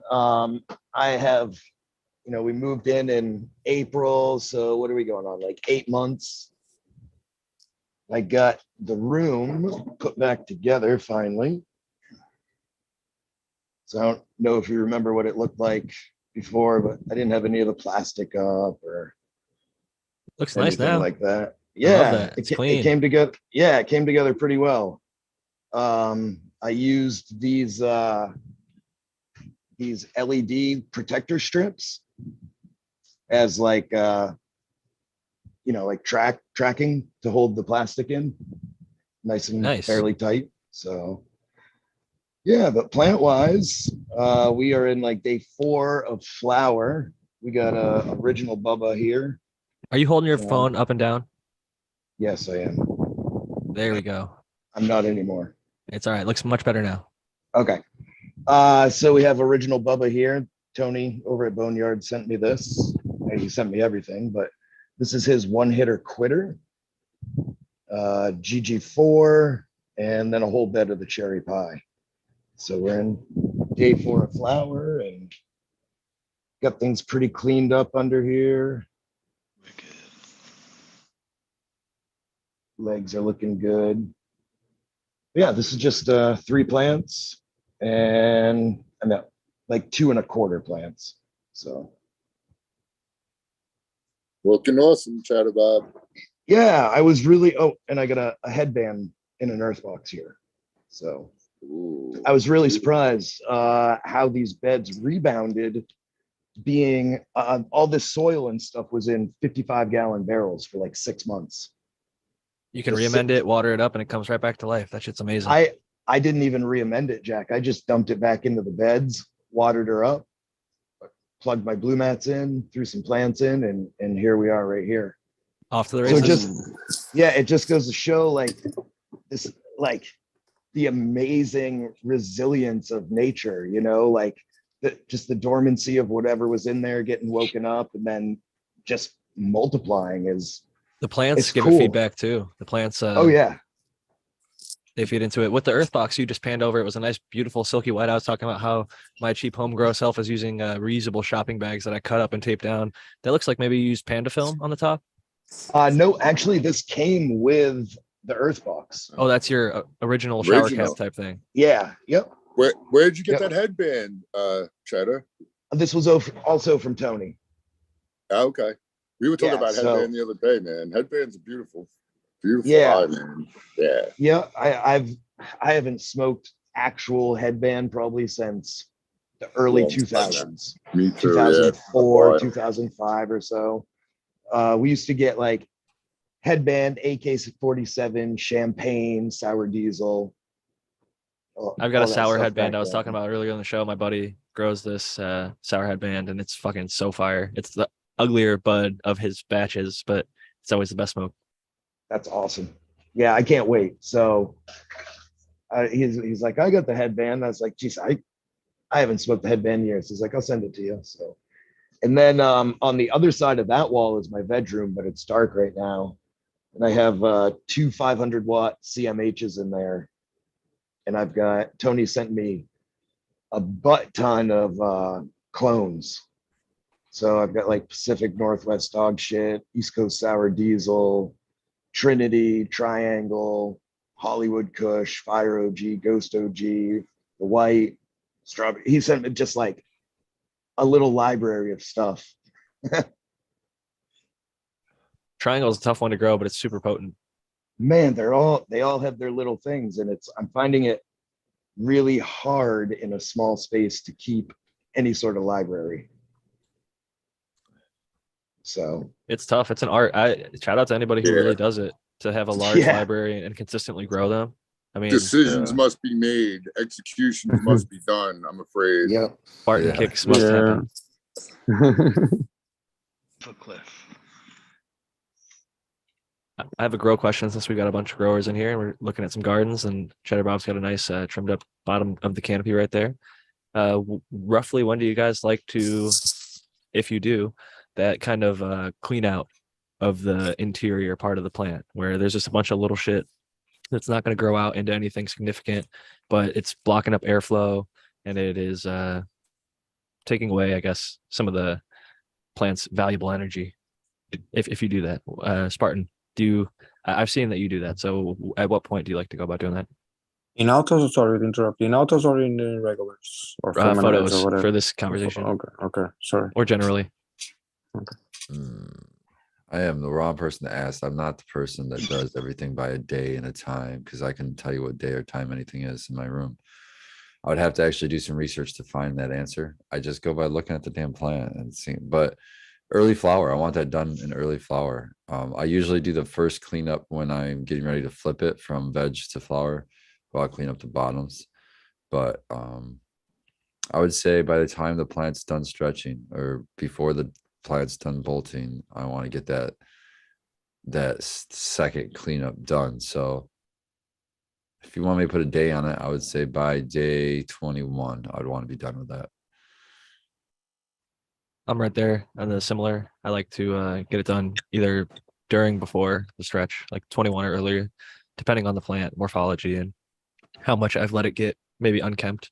Sometimes I like to let the plant grow fairly naturally and just do its own thing for a while and see what it grows out like. But like I'll usually low stress train and like bend it over and stuff like that in that case. But it's nice to be able to clean it out a little bit, especially like you've shown with a couple of your posts with your outdoor plants, how there's so much leaf, and that if you don't clean out that inside, that it's really hard for there to be airflow through there.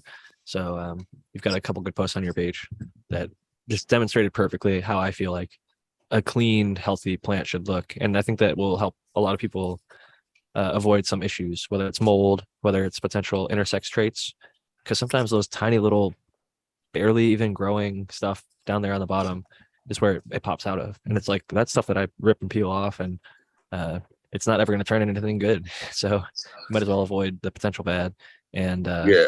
offer improvement to your plant. Whenever I transplant, I take off all those that are like down close to the ground, and I pinch off the little ones that are like on branches that are obviously not going to be anything eventually. But I often wonder whether you should trim your plant up earlier and lollipop so that those whatever main branches will get more main, you know what I mean? Instead of waiting into, but from what I do is every time I transplant, I clean up some junk underneath. And then definitely when I put them into flower, when I'm literally put them into flower, I clean up as much as I know is going to be bogus. And then I'll check it again, like within the first 2 weeks of flower. But I think you want to be done well before day 21. I think in the first 2 weeks of flower, you should have your plants in what the final, you know, what they're going to be. You know what I mean? The one time I would disagree with that is if you have a big stretcher. So like Right. if I have something that I know is going to Might be a need crazy more. growth, Yeah, I like yeah. to just leave everything on it until the stretch is pretty much done, because then it uses some of that energy on like bull crap, just little side branches and things like that. And it tends to not stretch as much. And the other thing, I made this mistake when I grew Blue Dream. I was stripping it all the lowers like during the stretch. And I do think that the actual process of stripping the plant creates like auxin and gibberellin exchange. The hormones and things start to change. So then you're creating a potential chance to make it bolt even more extreme. So like I'll never forget that fucking Blue Dream that I grew, and I was stripping the bottoms and it just kept on stretching and stretching and stretching. I'm like, damn, this thing is never gonna stop. And it That makes sense. pretty much stretched all the way through flower. And I don't think that I did myself any favors by pruning a bunch while it was stretching, and then basically making it so the top part of the plant was like the only thing that was left and kept getting taller and taller and more aggressively growing. But She's a yeah. tall plant. She is. I've seen some massive ones in California, like 3 meters tall and things like this. They are massive. I've seen over 10-pound plants with her, and it's amazing. They're insane how big some of these people can get plants out here. And I've seen some people do some giant plants in Michigan as well. Speaking of that, I with so many of us here, I don't want to forget about you, Spartan, even though I just had you talking for a second ago.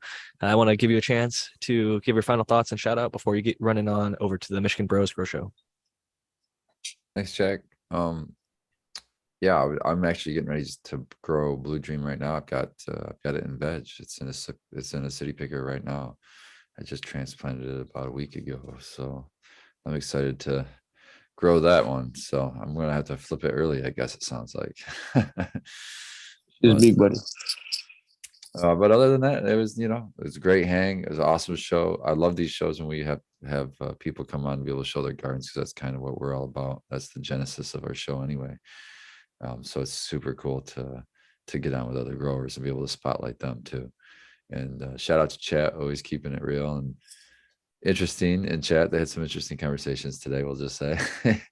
And shout out to you guys on the Cheap Home Grow, man. We've been doing this thing for we might not be the longest running show on YouTube, but we're getting up there when it comes to cannabis, because there's some older shows than us for sure, but they're not still running. So shout out to each and every one of us that keep coming back and doing this thing, man. It's impressive.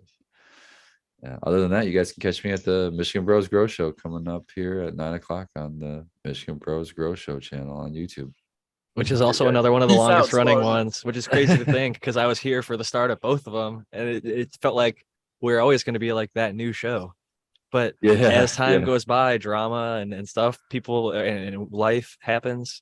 People unfortunately pass on, and shows that no longer exist. And we are, like you said, we're coming up on like 200 episodes. So it's amazing how time flies.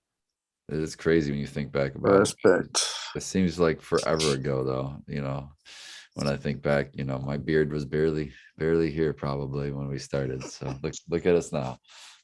You got your beard on fire, That was buddy. pre-Sin's beard. Pre-fire, Pre-Singe. yeah, pre-fire for sure. Dude, you got that Grandfatherhood. was the highlight of the last year, dude. All All right, right, guys. Great Cheers. seeing We'll see you. you. Have a great one. See you, Spartan. Love, Have a good buddy. night. I'll pass it That to was- Cheddar Bob. I know that it looks like you just did some defoliating. When is the time of the grow that you like to take off leaves and kind of clean out? So, excuse me. I usually will let everything grow up about 2 weeks before flower, and then I'll start going through those 2 weeks and picking away.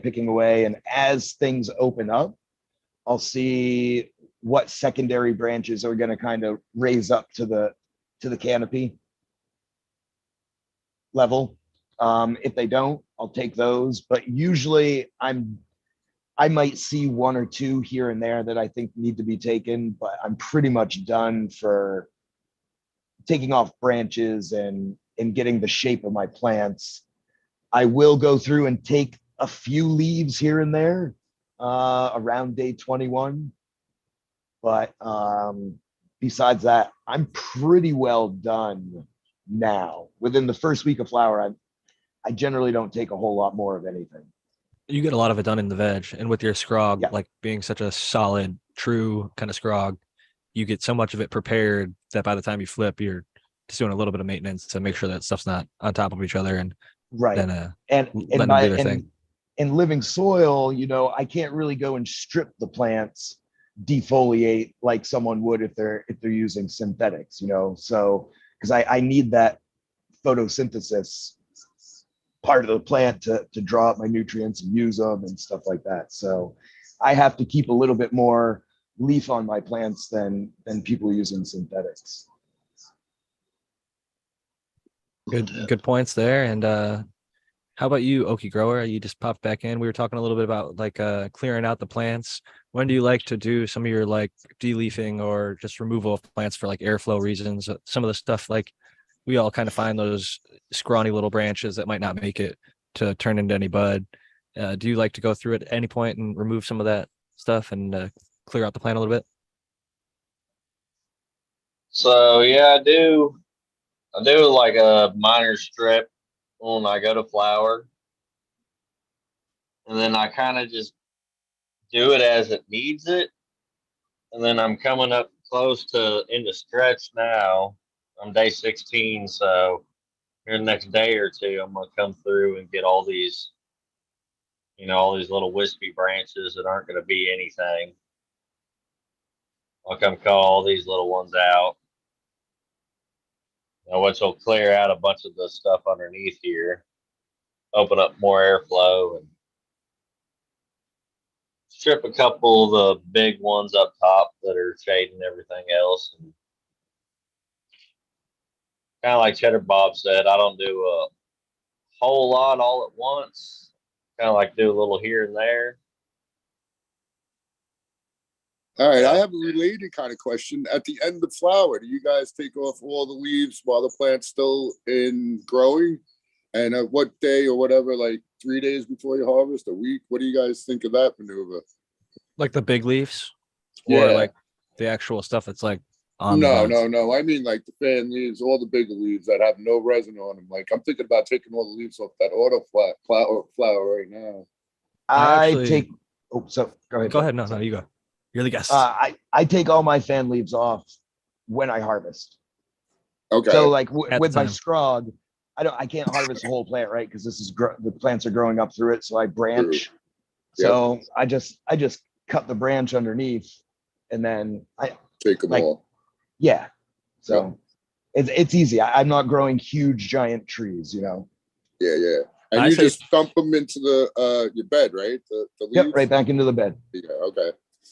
That's definitely, recycling the nutrients. I personally, there's a book like Cannabis for Chronic Medicine, and it talks about how people that have cannabis for chronic pain, And one of the things they suggest is eating the raw leaf in different stages, like veg, early flower, late flower. And I don't know, I've definitely found some benefits from it. Some people like to juice it. I think that if you can overcome that bitterness, and some stuff tastes better than others. Like Velvet Punch is actually one of my preferred ones. My one cat Sanka will eat every plant, but the other cat Tallulah only really likes to eat the Velvet Punch. So I don't know if there's any indication there, some sort of different flavor profile from the actual leaf. But it's fascinating that there's lots of phytocannabinoids that are outside of THC or CBD, like CBGA, CBC, a whole bunch of other things that are great for inflammation, great for pain, that you don't get from smoking at all, like 0%.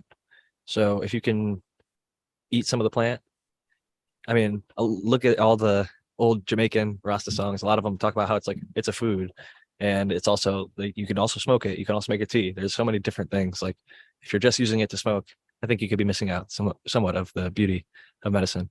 So, but Tao, what was you had another question that I wanted to kick around the panel, I guess. Yeah. Taking the leaves off at the end of flower. If you do it while the plant's growing, or you wait like Cheddar Bob till the end, or what do you do? D grows some mids, some booth, Yeah, good. some mids. I fucked it up. I was like, it's something that's supposed to be not ideal. Your name is too long. I couldn't read the whole thing. I'm still learning. So my current ones in flower, I didn't lollipop ahead of time, and I waited till like after day 18 before day 21 in flower once I flipped them. My two that are in the 2 gallons right now, I just stripped and lollipopped the bottoms last night. I'm hoping to move them in about 2 weeks into the flower tent. I'm gonna up pot them and give them a couple weeks in there before I flip them. So I just did one last night, and before day 21, I'll do another one. If that's a good answer. Very solid answer. Okay, thank you. Anybody else eat the leaf? I feel like most people don't. You try a couple and it's I've had it. not the best. I've had it in the form of like a blender, like a smoothie kind of a thing. Brandon once made one for me as well, and it wasn't too bitter, but it was sort of bitter. But you know what they say, good medicine is bitter, right? yeah, you could add sugar. You could add fruit in there and make it taste better. But I like eating Exactly. the popcorn buds. We did it 'Cause just there's a- quickly, but Yeah. you could definitely make it a better experience. I think the popcorn buds got a little bit of resin on them, so it definitely I love you get them. some of that raw cannabis in you. Whereas like the leaves are good for you, but I don't think they have much cannabinoids though at all. They do. Tao, if Dude, you in test India, them they and look under a 40x scope, they're covered in resin. Even in veg, they have But that CB. doesn't Some mean are, it's some more bad. than others, certainly. Yeah, I don't know. Just if take there's out cannabinoids I in promise them. you, look at any I plant know. that you're growing indoors underneath a microscope, unless it's like hemp, like any plant that we're growing, it's going to have tons of fucking resin on it. And even in the very early stages, the reason that it can get such a high number later is because it starts early on. That CBG starts building up, and then it turns to, CBGA turns to CBG, then it turns to THC-A, turns to THC, and ultimately can go down to CBN or whatever it is. But the early, even like you were saying in late flower before you harvest, that stuff that looks like everyone says you got your sugar leaf and then you have your fan leaf. But the fan leaf, I've added it to hash and then not added it to hash, and it increases your hash yield every single time that I've done it. There's definitely lots of resin on there. It's not as visible, but take a 40x scope, and it doesn't have to be a crazy scope, just a little jeweler's loop, and go look at that leaf, and you'll see it's just covered in resin. Now you don't mean like this. You don't mean like the strigos trichomes that are like not glandular. You mean glandular trichomes. I don't argue that glandular trichomes. I'm not like a glandular trichomes are the only ones that can provide any medical effect. I believe that there is more medicine than just the glandular trichome. Even like the bulbous trichomes that are smaller and flatter and not coming that's off the of one. the leaf. Yeah, or those ones. I guess I was synonymizing those, but yeah, even the ones that are definitely agree spiked with though, that. like a lot of sativas have tons of those really spiky trichomes that have no bulb, and people are testing them and finding out that there are terpenes and stuff in there as well, and like minor cannabinoids, and it's not just the bulbous head of the trichome. There's even, I think to some extent, like we were talking about, like eating the plant, like the chlorophyll, that aspect, like everything, the whole entire everything that goes into it, the fiber, like The actual Yeah, when we talk roughness of the nutritionally, resin in your throat, clearing stuff out. yeah, like and this is one of the reasons why I'm, and especially with those resinous sort of like non-stalked but like glandular pockets, people ask me like, oh, are these like insect eggs or like mite eggs? I'm like, no, fortunately not. But it's one reason why I'm very excited, and I feel like if it hasn't in some way already happened yet, and I just haven't come across it, I think it's going to happen soon, or I want to see it happen soon, where even the leaves get incredibly trichomous, like almost like even glandular. Not saying that that's, like you say, the only way to having something good happen, but like even making those like thick and resinous too would be like imagine you could just cut off the leaf and then process that in a grinder, and it'd still be pretty good, right? It doesn't have to be floral tissue. That's what I did after with all. hash for a long time. I Yeah. only used leaf. I never used bud. I only used Okay. trim and loose fan leaf, and it makes amazing hash. Process it all. Yeah, I mean it It might goes not be all. as potent as the finished buds, but there's definitely a lot to be had there for sure.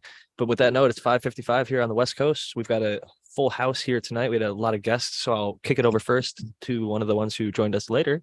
Maybe go reverse order a little bit. Cheddar Bob. Cool. Yeah. Hey, Jack. Thanks for letting me on. I know it's been a while. It's always cool to catch up and hang out with you guys. Like you said, you guys have been going a while, so congrats on your longevity.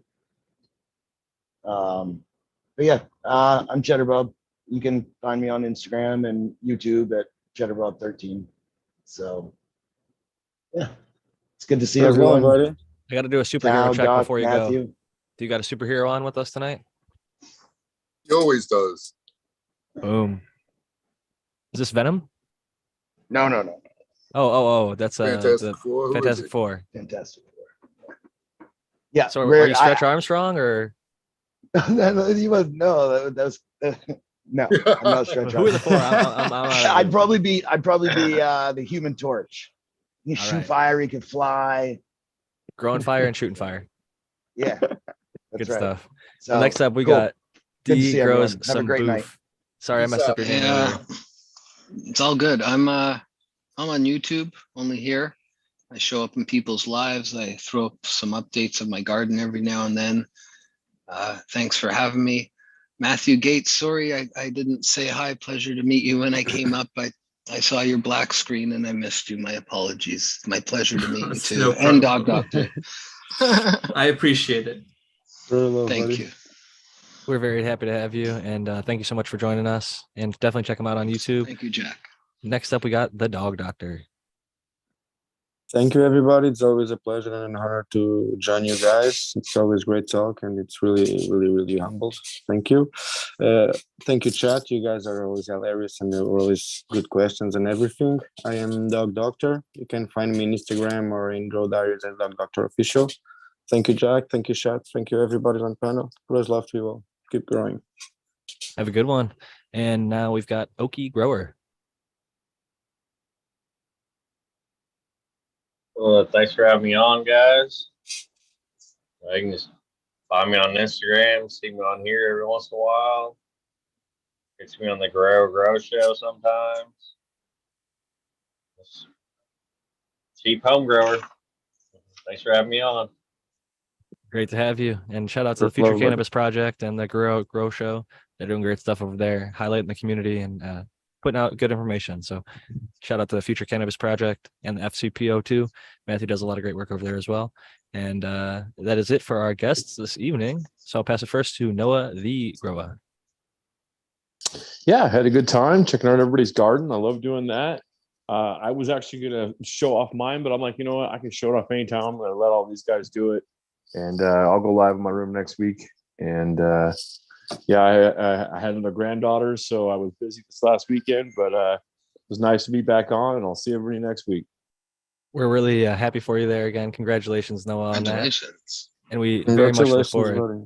to seeing your garden next week. Oh, yeah. And next up, we've got Matthew Gates. Yeah, great questions in chat today. I really enjoyed the cool conversation that we had and the great plants to evaluate and talk about. If you're interested in more plant health help, you can do that in a number of ways with me. You can go to my Instagram channel at SyncAngel or on Twitter at SyncAngel, where I post a lot of research related to plant health, and a lot of it's cannabis related, but some of it's less related to cannabis, but still useful to know. You can also join my Discord, $1 a month on my Patreon, and we all talk about IPM. And on my Instagram, I'm also going to be doing live streams. Today, I did a live stream today about the basics of IPM. So you can check me out on Instagram, and an edited video will be on my YouTube channel, Zenthanol, which is the same channel I talk on in the chat. Thanks for having me. Thank you for being here. When I saw you post the live stream today, I was like, I hope he's not bailing on the show. You know, he's got we love having him. So I was glad that it didn't conflict with our regular stream. Appreciate that very much. And I do appreciate you putting out great information to the community on all your different platforms. So definitely make sure to support him and everybody else who's on the panel. But last, certainly not least, we've got the American one as far as panelists. Jack and everyone on panel, thanks again. And shout out to C Person, Cheddar Bob, Dog Doctor, Okie Grower, D Grows Booth, and Hempwoods GG for showing off their plants and sharing their gardens with us. And yeah, I would say if you want more information on training and getting that even canopy, Hempwoods GG's YouTube channel is a great resource for that. That's his gig, man, and he really knows what he's doing. So and shout out to everyone in chat and everyone everywhere. Peace. I'm the American one. You guys can usually find me, know where to find me on the IGs. Just put in, search for the American one and the little guy with the American top hat. That would be me. So peace out, everyone. Have a great week. Thank you so much, Tao. Great having you as always. And I'm your host at Jack Greenstock on Instagram. Jack_Greenstock is my backup account. And you can also find me on Twitter there. Email me at jackgreenstock47@gmail.com if you don't do social media. Covering up my camera there so you can see the little logo. But if you'd like a copy of 50 Strains of Green, 50strains.com. I'm still working on purple. It's not as close to being done as I would have hoped. I thought I was going to have it done by the holiday season, but things happen and life goes on. But I'm grinding away slowly but surely. I don't want to rush something out. I like to do it right. If you're going to do something, it's worth doing right, whether it's the show, the book, or anything you do in life. So shout out to all the people listening who asked questions this evening. We really appreciate the questions. It gives us something to talk about on the show, interesting and always new perspectives. So we greatly appreciate that. I love these shows. So the reason we do some so often is I love to see you guys' gardens. I love answering questions. And I think that we'll always be mixing these in there. I'll hopefully try and get some science coming soon. Maybe next episode we'll do some science coverage. But if there's not great science for us to cover, I'd rather maybe do a grow topic and then just force a weird science article or something. So with that in mind, thank you all for coming. And we will catch you all next week. Grower love for Dr. MJ, who wasn't with us this week. And keep on growing, like Spartan Grown always says. And we'll catch you all next week. Jack Greenstock, signing out. Grower love.